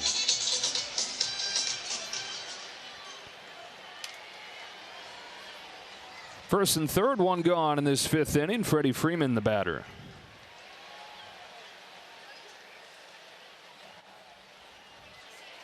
Freddie Freeman, all those seasons in Atlanta, one of the best hitters in baseball. His average in his time in Atlanta was .295. He's been about 20 points better than that since coming to the Dodgers, but nowhere close to what he's doing this year. Down the line, he's got another base hit. 370 and going up, the average for Freddie Freeman. Kim in to score on a Freeman double. Well, right on cue. There's no way to defend him. He's got line-to-line power. He can hook it right past the first baseman, who was tight on the line. This is how hard he hits it. And he can hit it the other way. I mean, there's 3 feet between the first base and the first baseman, and he gets it done. 11 runs on 11 hits for the Dodgers today. Will Smith 1 for 3. In on him, foul. Headed to a 3rd consecutive All-Star game. You'd figure that's a formality at this point with the way he's performed. Not just one of the best catchers, but one of the best hitters, period, in the National League so far. And the best team in baseball with runners in scoring position, doing it again in this series. So above 500.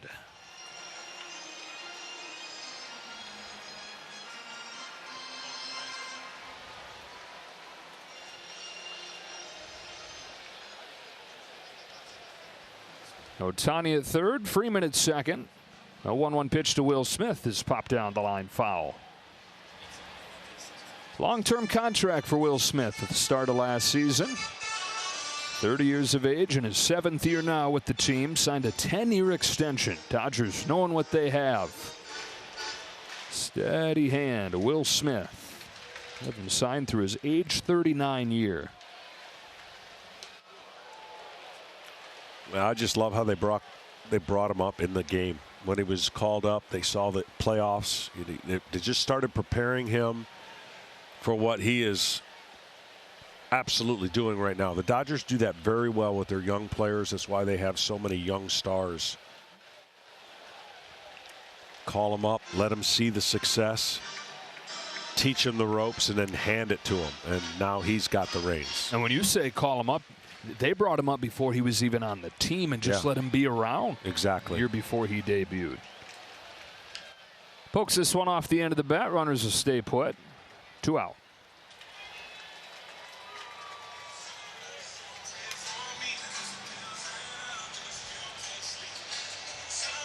Well, the Yankees got Mark Leiter at the deadline last year from the Cubs and took him a bit to find his footing. Started to perform in the postseason.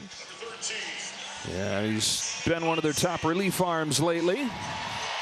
Really outside of Devin Williams, who you figure is going to find it sooner rather than later and has been better for the most part lately. This bullpen's been good. Sub-3 ERA outside of Williams.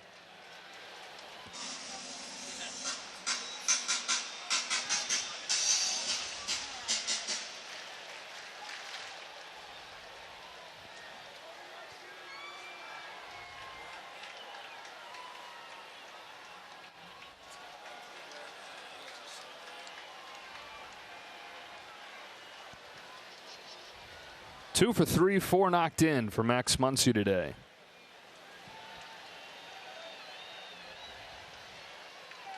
Chance for more here in the 5th.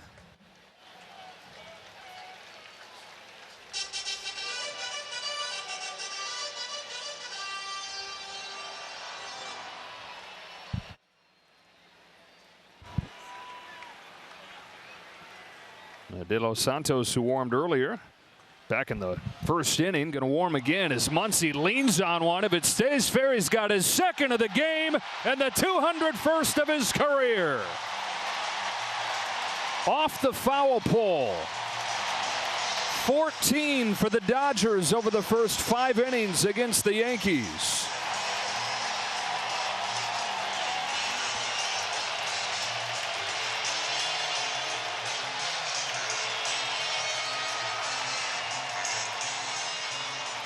Came into the day with 4 on the season, and he's got 2 today. It's a crazy day so far in the game with double figures scoring. You mentioned the Brewers and the Rays teeing off today. Now the Dodgers doing the same. That's it for Leiter. 14-1. Muncy does it again. His 2nd today, 3rd for the team. Dodgers rolling on Baseball Night in America. Max Muncy, 2 home runs in this game today. Part of the 14-run explosion for the Dodger offense, and still just in the 5th. Yerry De Los Santos. He's pitched in both games in this series now. Had a rough go of it yesterday. Faced 5 hitters, 3 of them got hits. Yeah, was charged with 2 runs. Now to face Andy Pages. Pages, the only guy in the lineup for the Dodgers today yet to score a run.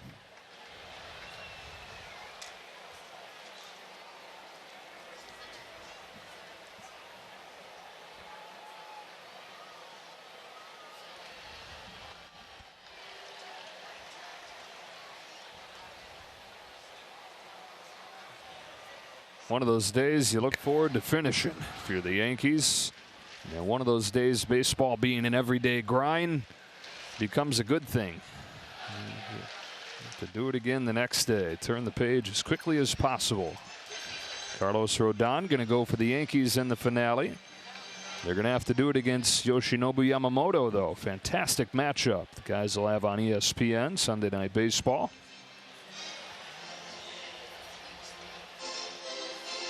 Carl Ravitch, David Cohn, Eduardo Perez.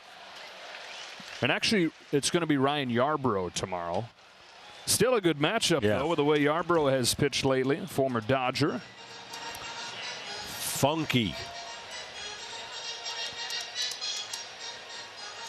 2 marquee teams, 3 games, 3 different networks. 3 different times. 2-out walk for Pages. Second weekend in a row, Dodgers have had that be the case. Had it against the Mets last weekend. Speaking of the Mets, here comes Conforto. Man, you remember early on in Michael Conforto's career, he was getting to the big leagues a little before Aaron Judge was, and there was some time on talk radio there. Who would you rather have? Conforto, this kid coming up, killing it as a rookie, helping lead him to the World Series, or that Judge guy coming up for the Yankees? It's crazy, right? Because Aaron Judge is in that rarefied place where we don't have a lot of examples of guys his size having success. You know, baseball is kind of positioned your players, and 6'8" just doesn't come around very often. Certainly doesn't come around and do the things he's done. 14-1 as Muncy goes off the foul pole for his second today. On a day where the Yankees as a whole have fallen flat, Aaron Judge has done his thing. The one run came on a home run from him. 14-1, I wouldn't suggest always starting off with a curveball, but I would here. Oh, man. He did it. He challenged him right at him, and I think Judge was maybe even expecting a curveball. I'm thinking, you're thinking, I'm thinking. Back-to-back fastballs, 0-2. That shows me something. From Knack? Yeah.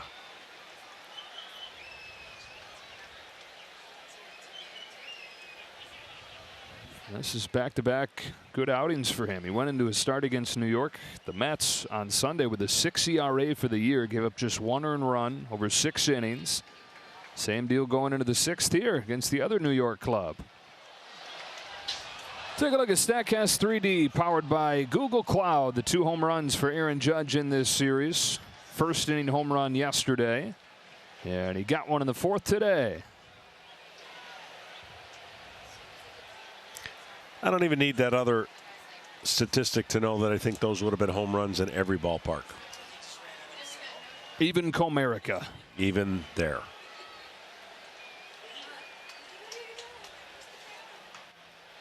Little spinner foul by the bag. Got some defensive changes. Dave Roberts seeing the score, saying here's a chance to get some of my regulars off of their feet. So Kim plays 2 positions. It's Kim actually in center, and Rojas at short. Pages over to right field, and Kiké Hernández has come into the game to get Freddie Freeman out. Judge launches this ball to left center field, smacks against the wall. On his way to second, here comes the throw from Kim. It is in time, and have a day, Ha-Seong Kim.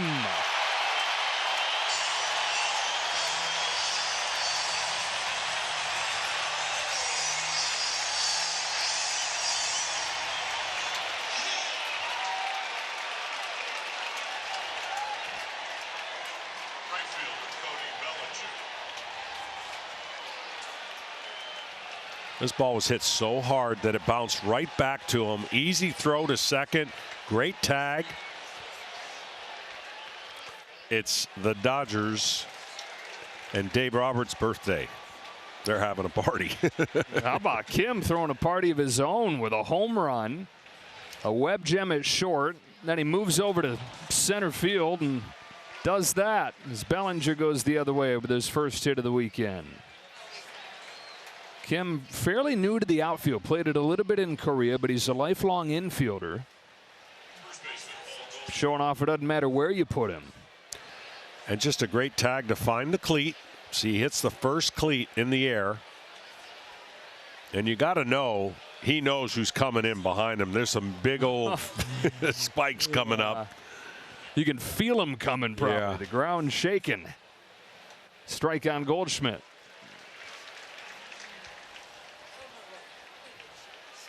So Judge with his second hit of the day, back-to-back multi-hit games this weekend. But thrown out trying to turn the single into the double. Wave and a miss at that change. Well, all the other starters besides Yamamoto have averaged under 5 innings pitched. So this has got to be a nice treat for Dave Roberts to have his starter not named Yamamoto go into the 6th inning. We mentioned Knack did it last Sunday. If he can do it here, it'd be the first time in his career that he goes 6 full innings, consecutive starts.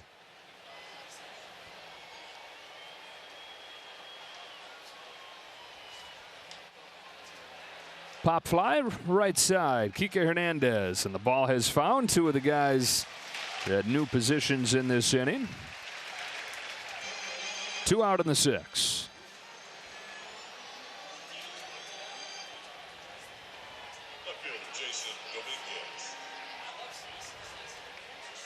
Five Ks in this game for Knack. 2 of them have been of Dominguez looking. Just didn't seem to see that fastball over the inner part of the plate both times. And it's a change, getting a swing and a miss. Two different versions of that changeup Landon Knack's been throwing this year. He's got the traditional one that he actually ditched at the start of the year for what he's calling his kick change. That really dives away from left-handed hitters, but has brought the old change back as a complement to it. Well, the reason that pitch is so good, it makes his fastball, which is not 97 and doesn't have electricity behind it, but makes it firmer, and it gets on the hitter after seeing that changeup. He's home with an 0-2. That was the kick change right there. You can tell moving side to side more. Another one more front to back. You see all that two-seam kind of movement.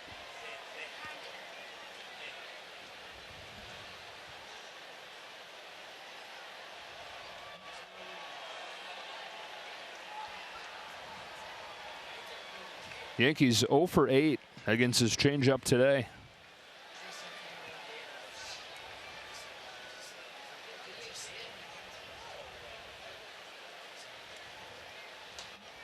Statistically, they've been the best changeup hitting team in baseball this year.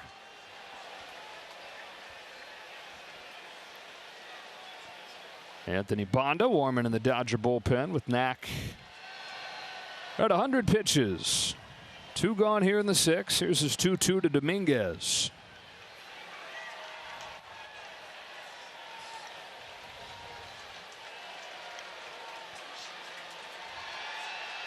Well, let's see a 3-2 if he tries to lock him up on a fastball inside. He's had 2 strikeout looking. Tried to do it before that changeup right there.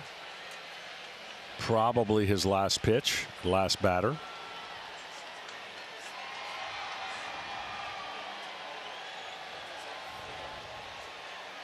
Here's his payoff. Right down the middle for strike 3.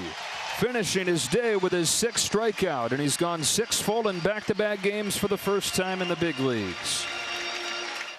All Dodgers here in Game 2 of this World Series rematch. 14-1 as Tommy Edman leads off. Strike 1 against Yerry De Los Santos. Edman 2 hits today after he doubled and scored a run yesterday. Trying to get going again. They're missing time with the ankle injury. This is the side of the plate that throughout his career has been the much weaker side, although this year this has been the better side of the plate for him.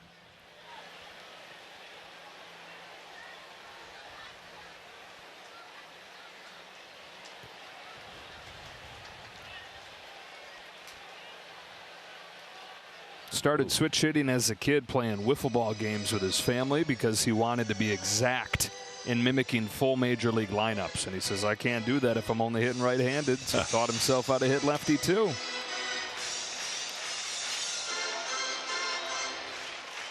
From La Jolla, California to Stanford, to the St. Louis Cardinals, and now his 2nd year with the Dodgers. Leading off this 6th. Punches a bouncer with eyes down the line. His 3rd hit. He'll hang on with a single to start the 6th. Hit them where they ain't for Tommy Edman.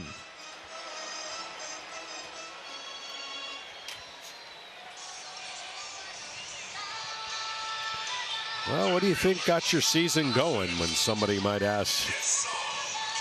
It might be this game. Yeah. 3 hits. It always feels better when you can execute, even when it's hits like that. 5 hits in his first 10 games off of the injured list, and those 3 of them today. Kim's got a perfect day going in every sense, whether it's been at short or in center or at the plate, where he's 2 for 2 with a home run and a walk. The average for the year up to 395. Into left center field, another hit for Kim, and the day stays perfect. How about this guy? Well, you said, where's he going to play? I bet you he's going to play tomorrow. Somewhere. Find a way, Skip. And instead of Shohei Ohtani, another one of the recent call-ups. This is Dalton Rushing. Top prospect in the Dodgers system. Problem for Dalton is that he's a catcher, and that spot is occupied by Will Smith. And so while it's not quite a timeshare, he still is going to get a couple starts a week. And perhaps could play a role as a DH, like you're talking about when Ohtani comes back and begins pitching. Does he get more days completely off? It's a spot he could find rushing. 250 over his first 2 weeks in the big leagues.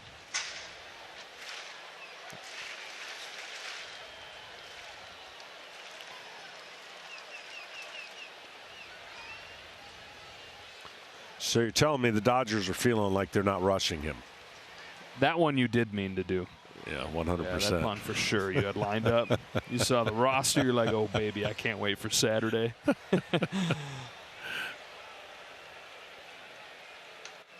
So for more on rushing, here's Kenny. Well, I talked with him before the game, Joe, and this is the first time in Dalton Rushing's life that he has not played every day.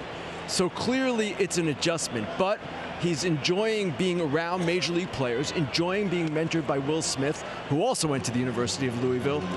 And what's interesting about his future is he could be the everyday left fielder next year if the Dodgers do not re-sign Michael Conforto.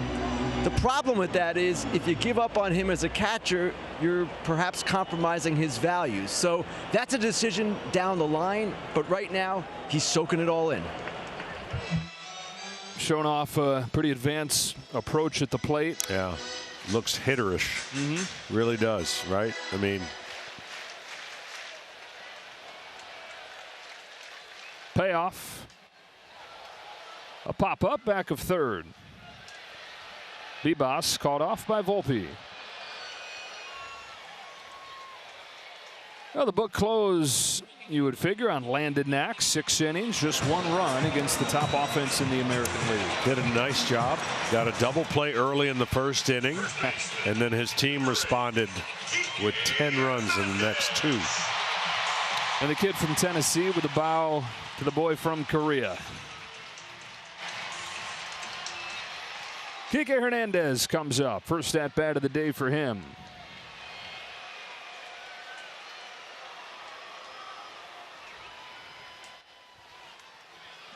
Hernández having a nice season after a slow start. He's above 300 over the last month.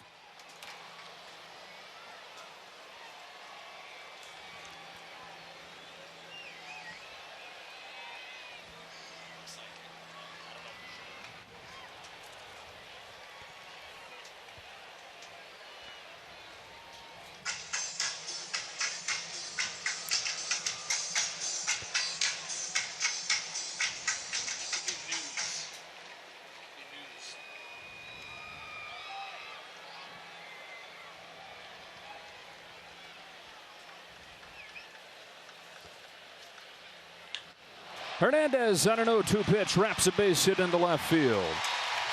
They go station to station, and the bases are loaded, which it feels like has been the case pretty much perpetually today. Game summary sponsored by PNC Bank. Dodgers did not waste any time. 10 runs the first 2 innings, the most runs scored through 2 innings for the Dodgers in 4 years. 2 home runs for Muncie today. Freeman and Ohtani doing it again. And one bright spot for the Yankees, Aaron Judge with his 20th home run. Another pitching change coming as Aaron Boone heads out there. Back in a moment. Yeah, we're headed to Bristol Motor Speedway coming up this summer for some baseball. I think that's going to be pretty darn cool. I didn't know how they were going to do it, and then after seeing the renderings. You and me going to get to do the pace car at some point? I'm going to do it. Yeah. I don't know how, but I'm going to do it. Even if I have to just break in and take a car. Yeah, forget the pace car. Let's get the real cars. Yeah. Like, get the pace car out of the way. Let's go. Miguel Rojas, bases loaded here. First at bat of the day. Devin Williams on for the Yankees. 1 ball, 1 strike. Now, Williams is one of the big pickups this offseason for the Yankees. 1.86 ERA in 6 years in Milwaukee, but lost the closer duties first month into the job.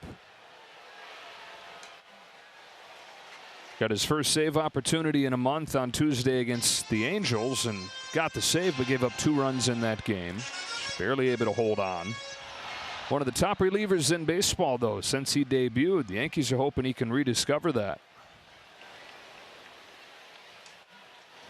Yeah, I mean, it's awfully difficult. You go from a small market where he's had success, and you go to the biggest market where there's going to be not only expected success, superhuman success. And he's gotten off to a little bit of a rocky start, as you mentioned, but I think he'll right that ship, because that pitch right there is what has made him so dynamic. You got to throw strikes with your fastball. You still have to do that.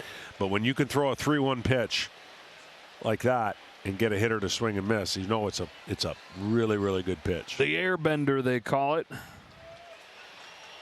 And when your pitch is so good it gets a nickname, you know it's something different. Grounded to third. Bibas will go to second for one. Over to first, a double play. And so Williams comes on and strands the bases loaded, sends this game to the 7th. Anthony Volpe heads up there to lead things off, facing off with Anthony Banda. You can stream MLB Network 24/7 for the entire season, plus live audio for all 30 teams. No blackouts. Includes access to the minor leagues, MLB Big Inning, and available pre- and post games. MLB.com/@bat for details. So Banda takes over for Knack here in the top of the 7th inning and comes home to Volpe. Now, Banda had a career year last year for the Dodgers. Was huge in the postseason against the Yankees. Pitched in 4 of the 5 games in the World Series. Didn't give up a run. And this year it's not quite gone as well. That ERA above 4. Another one of those guys that was heavily worked down the stretch last year. Yeah, went from a 3 ERA in the regular season last year to above 4 so far this year.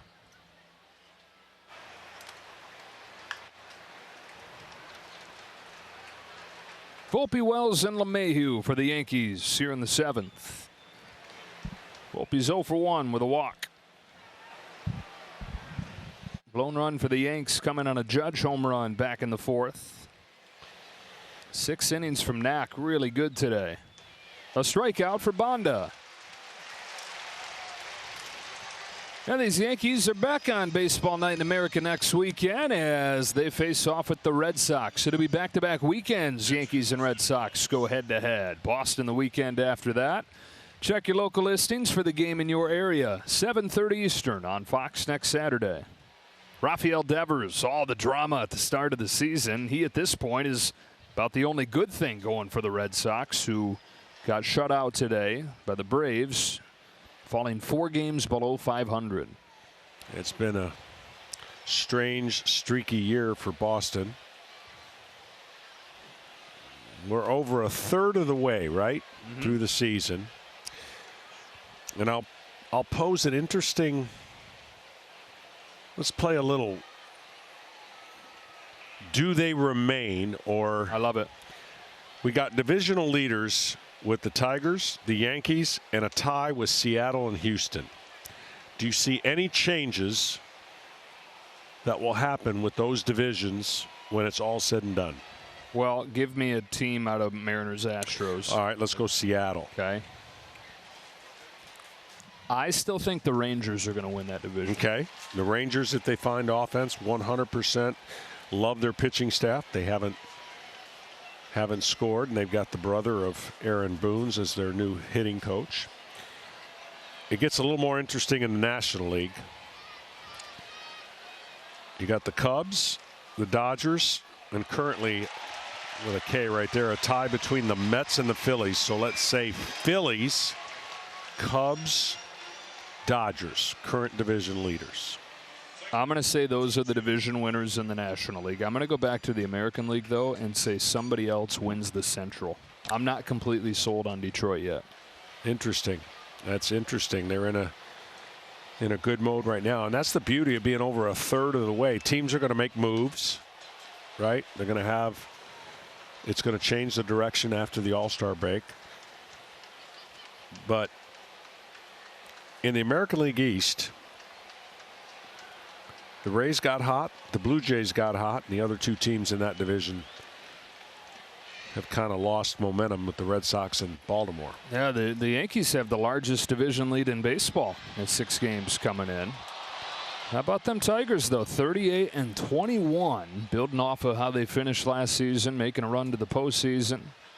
Tarek Skubal making a case for back-to-back Cy Youngs. How about guys like Spencer Torkelson, Javi Baez, who you figured, you know, they had their chance and they were done, re-emerging this year.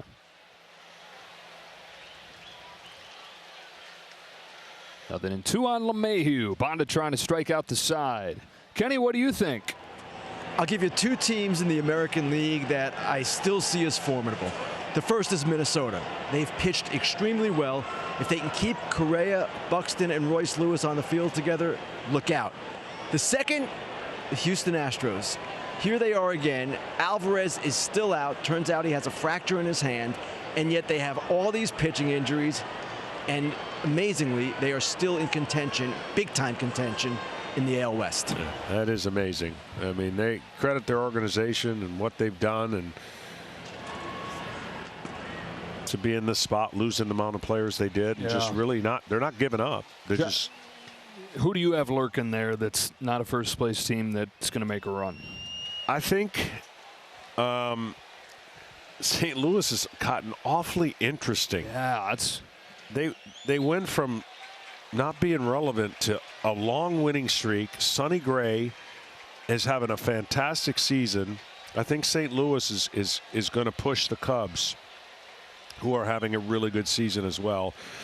And then I know the Braves are 8.5 games out, but if they can get a little continuity going with Acuna back and Strider, it's going to make for a great American National League East. Got off to such a terrible start. Bibas grounds it foul after the 2-out walk from LeMahieu. Here's the Central. We're talking about the Cardinals getting hot this month, but how about the Brewers, who won their 6th consecutive game today? Yeah, how do they keep doing it? What a great job, that organization. And I mean, we just saw one of their prize closers over here with the Yankees. They lose all of their players, it seems like, at some point. Every year they lose guys, yeah. Tease their fans and win baseball games. Yep. And then there's the Reds, who a lot of people coming into the year were picking to win that division. I agree. I thought that they went through one of the worst stretches offensively there early in the season. Could not score a run, and yet they're 500 at least. Or playing close to 500 baseball.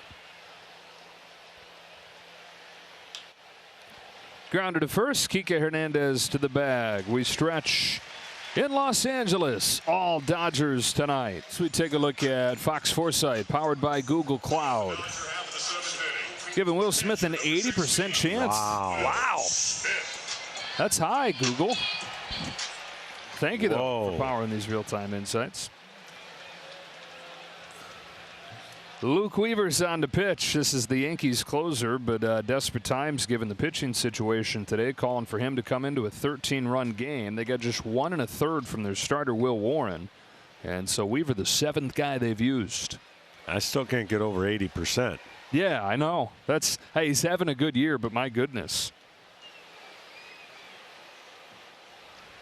1 for 4 today, hitting above 400 the last few weeks.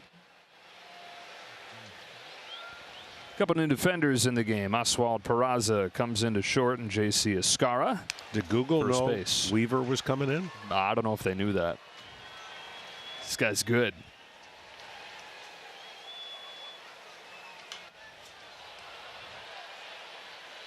We're going to see just how smart AI's it just went to 39%. Down 1-2. This is the best 2-strike hitter in baseball, though. Might be 40%.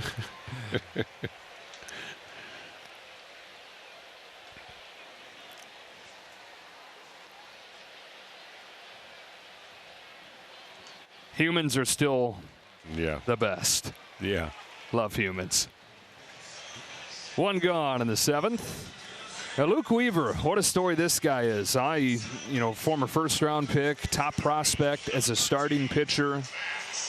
Now 31 years old in his 10th year. He had never had a save until the end of last season. Becomes their closer for the postseason run. And then they go trade for Devin Williams. They say, thanks for your service as the closer, but you're now going to be a setup guy. No, a month into the year, he's right back into that closer role.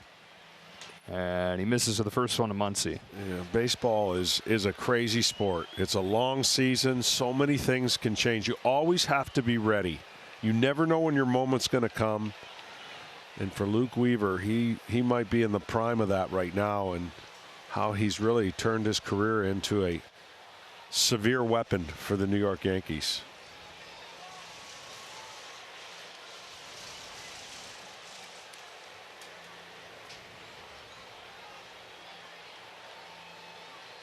Two home run day for Max Muncy.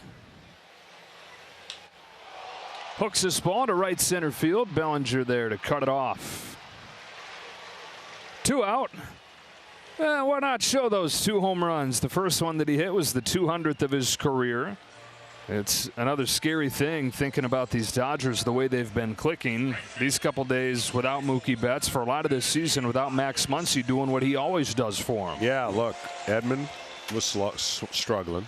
Muncie was struggling. Again, you never know what game is going to turn it around, get a guy hot. It's virtually impossible to have 6 out of your 9 hitters clicking all the time, right? It just doesn't work. But if you don't have to rely on the same 3 or the same 4 at the top and you start getting balance, whew, man. Now you can see why the Dodgers are the favorites based on the beginning of the season with their roster.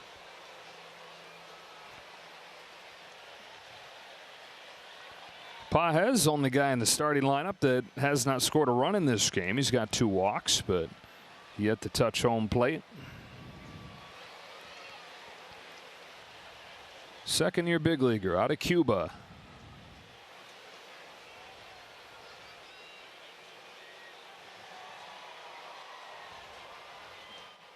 You buying what you're seeing from Pages this last month? I am, because I think when you struggle and the expectations are kind of high for yourself, and you get through that struggle and you get on a nice stretch, you realize that you can get out of anything. You know, it's the guys that have never really been able to bounce back from deep holes. It's something goes in your system and your brain where you go, I can overcome. Like I've been down and out. I've been 0 for my last 16. My manager believes in me. He told me just to go be athletic. So yes, I do. I think when you get through it and you see the success on the other end,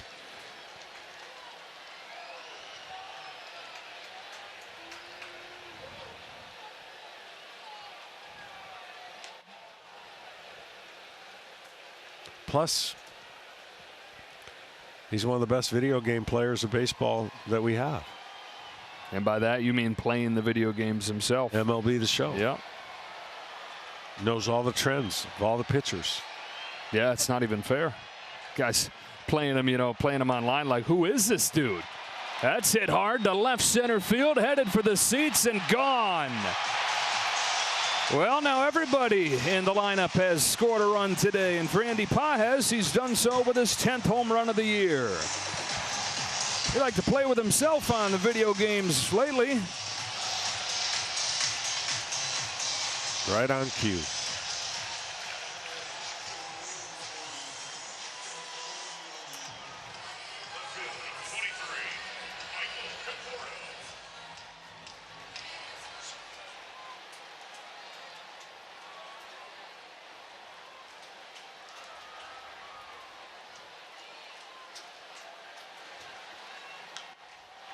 Conforto, first pitch, pops it up. Shallow center field. Peraza's out there. He makes the call. And the catch. Andy Pages with his 4th home run in his last 15 games, into double digits for the year. Joining the party on Dave Roberts' birthday, 15-1 after 7. Chris Stratton, who they just picked up from Kansas City. Bit of a soft landing for him, too, with a 14-run lead to protect. Strike 1 on Trent Grisham. Stratton, a former first-round pick of the Giants 13 years ago. Made it up to the big leagues with the Giants. Pitched pretty well first couple seasons, but has bounced around in the years since. Last 2 years with Kansas City.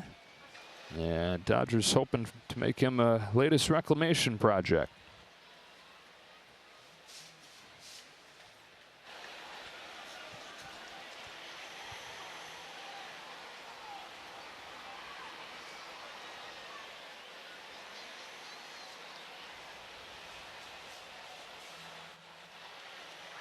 So 1-2 on Grisham. Well, the Dodgers are on 21-1 run since the Yankees were leading 5-2 yesterday. You're not going to see that very often against two great teams.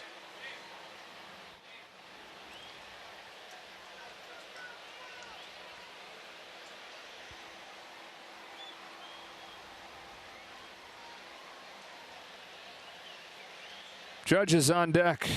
Don't change the channel, please.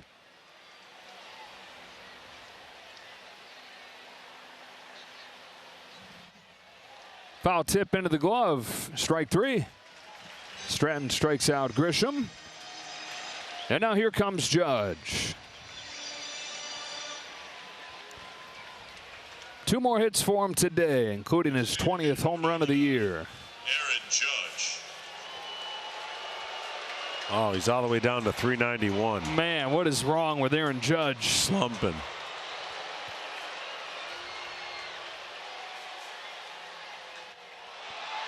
Sends a high fly ball to left center field. Has he gotten another? You bet he has. Aaron Judge, number 21 of the year. Well, it's the Dodgers 15 and Aaron Judge 2. Man, oh man. On a day where the Yankees fall flat as a team, Judge still stands tall. 3 hits, including 2 home runs. 3 of them this weekend for the Yankee captain.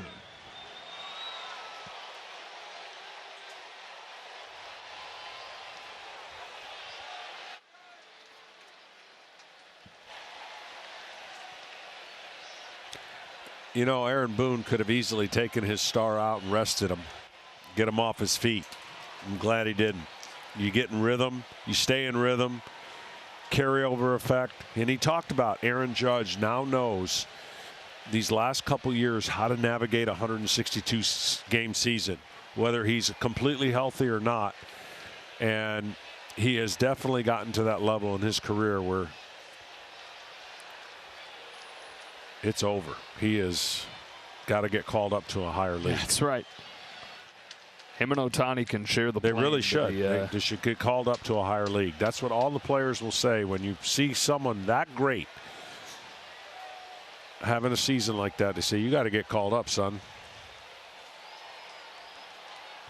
No Judge today, 3 for 4, 2 home runs. Rest of the Yankees, 3 for 21.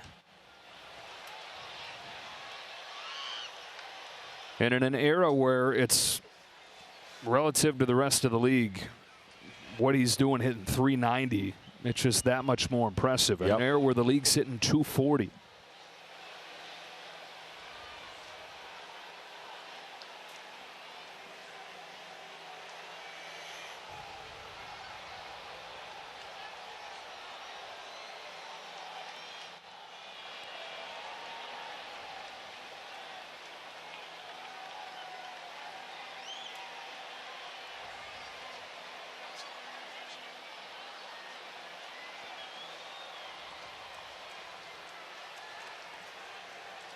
Trying to give a run at a triple crown, which has only been one of the last 57 years in the American League. Miguel Cabrera.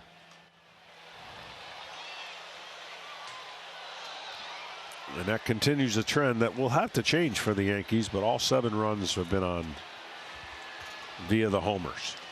The Dodgers above 500 with runners in scoring position this weekend, plus the pop.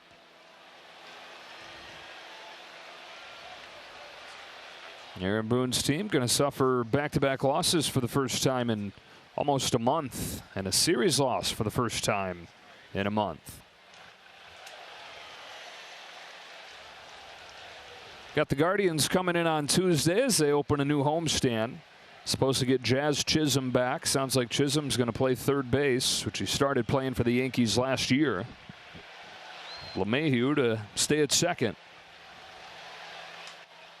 Bellinger to left. Conforto.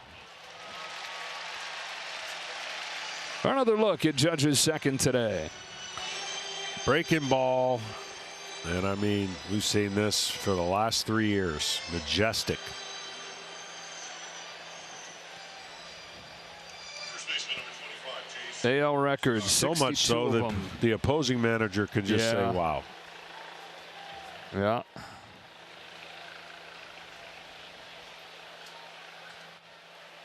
Strike on Escara. 62 for Judge. Set the American League record in 2022. Hit 58 last year. Pace up around there again. One of a handful of guys that already has 3 50 home run seasons in his career.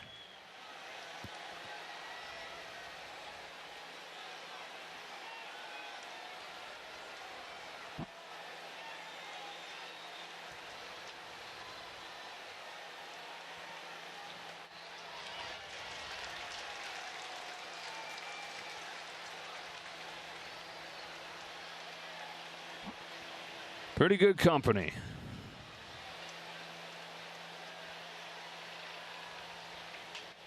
Escara on the ground. Rojas gets there to his feet to first. Got him.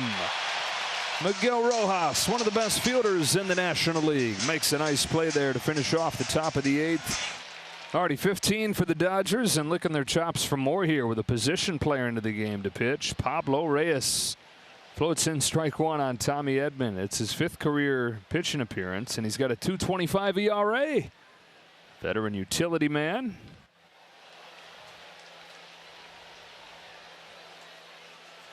And his first season with the Yankees. 31 years of age, out of the Dominican Republic. Try and cover the final 3 outs of this game. Look, quick pitch to Edman there. He's got a base hit to right and a 4-hit day. Do you know how hard that is to do as a hitter? I mean, that is incredible. That can get you in a funk right there. Watch this. He's just going to quick pitch and then lob it. And Edman puts the foot down and just is able to hit the ball where they're not. Tommy came into the day 5 for 35 in his first 10 games off of the injured list. He's 4 for 5 today. And now Kim down the line. He's got another hit. That's his 4th. So the 8 and 9 hitters for the Dodgers have combined for 8 hits.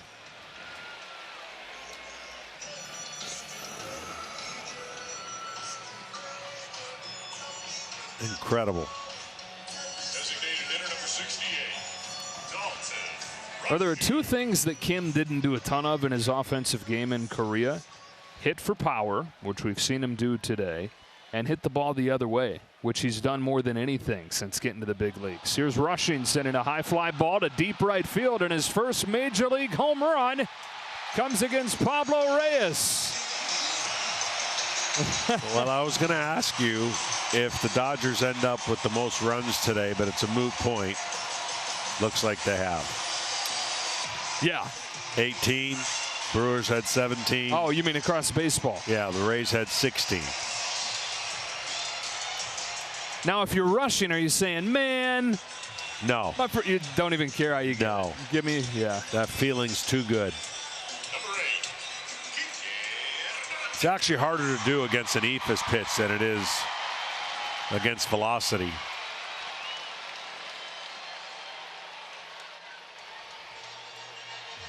Yeah, hitters will tell you, like the ceiling on a situation like this, you hit a home run, everybody's like, yeah, you did what you're supposed to. The fans sitting there watching it. It's much harder than it looks. So the floor is so low when you're facing a position player because sometimes it doesn't work, and it's humiliating when it doesn't, no matter how hard it is.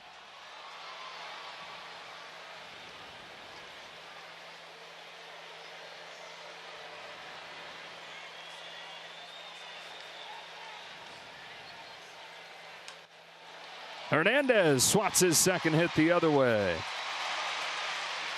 Well, in the previous 4 appearances for Pablo Reyes, he had not given up a home run.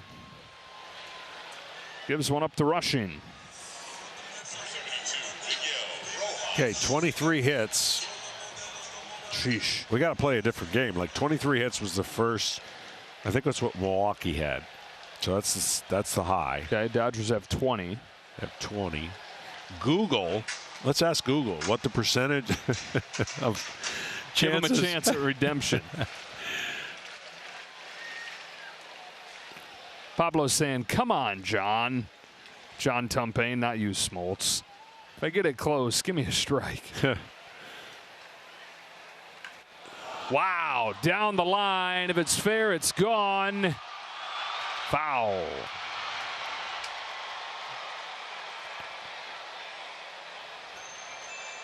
Yeah, the Brewers had 23 hits.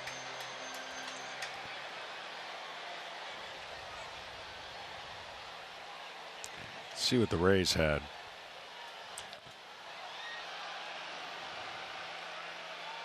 Into left. Wow. Dominguez has it.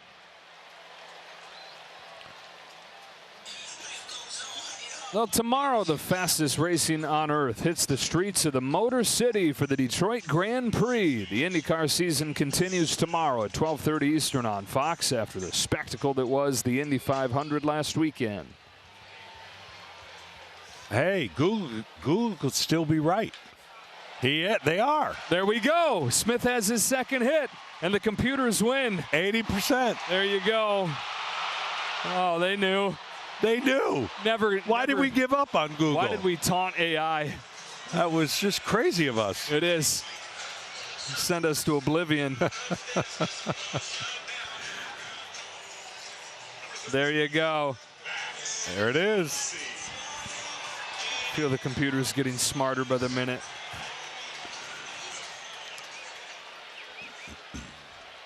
All right, you know, Muncie's up there looking for one thing, and that is a 3-home-run game.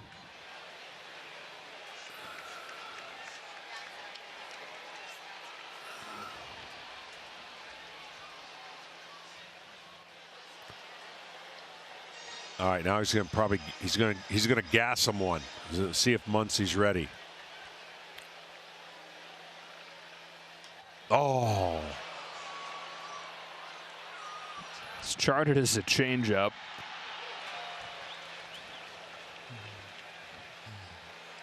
Max had his chance. Oh, he's saying.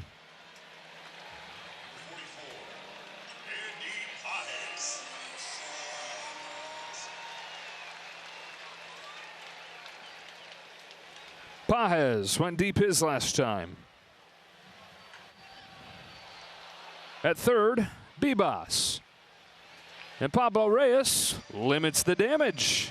Play Ball is baseball's global youth initiative to highlight the fun and accessible ways to play our great game. To learn more, including how to find a league near you, go to playball.org and follow @playball on social media. Kiké Hernández now pitching the 9th inning for the Dodgers as Jason Dominguez flies one over Conforto. And a second with a double goes Dominguez. They made that helmet for Bobby Miller after Bobby Miller got hit by a comebacker. Bobby didn't want to wear it. Kiké said, I'll use it. And this is his second pitching appearance this year, and he's rocking the helmet.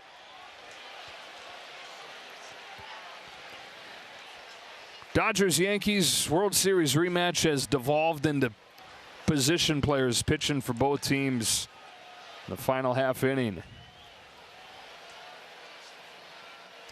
I'm just not a fan of it. You would have looked good like that. And I understand why people do it. Rushing's at first time in the big leagues.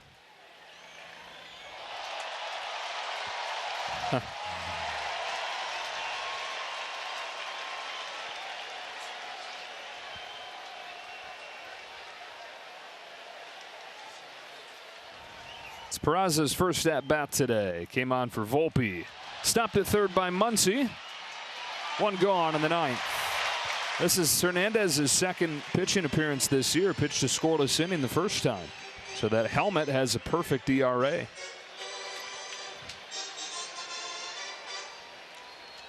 Now the Yankees in danger of losing by 16 runs for the first time in 6 years. Wells past Hernandez. Rojas is there. 2 out.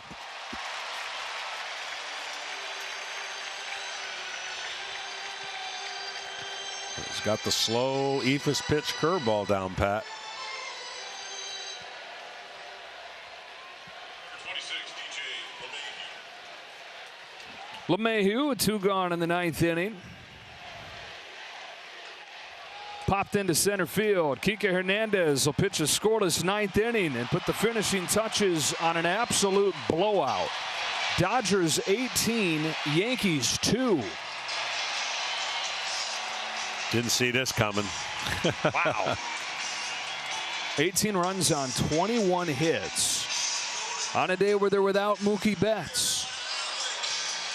And the Dodgers in the World Series rematch have taken this series from the Yankees, handing the Yankees their first series loss in nearly a month.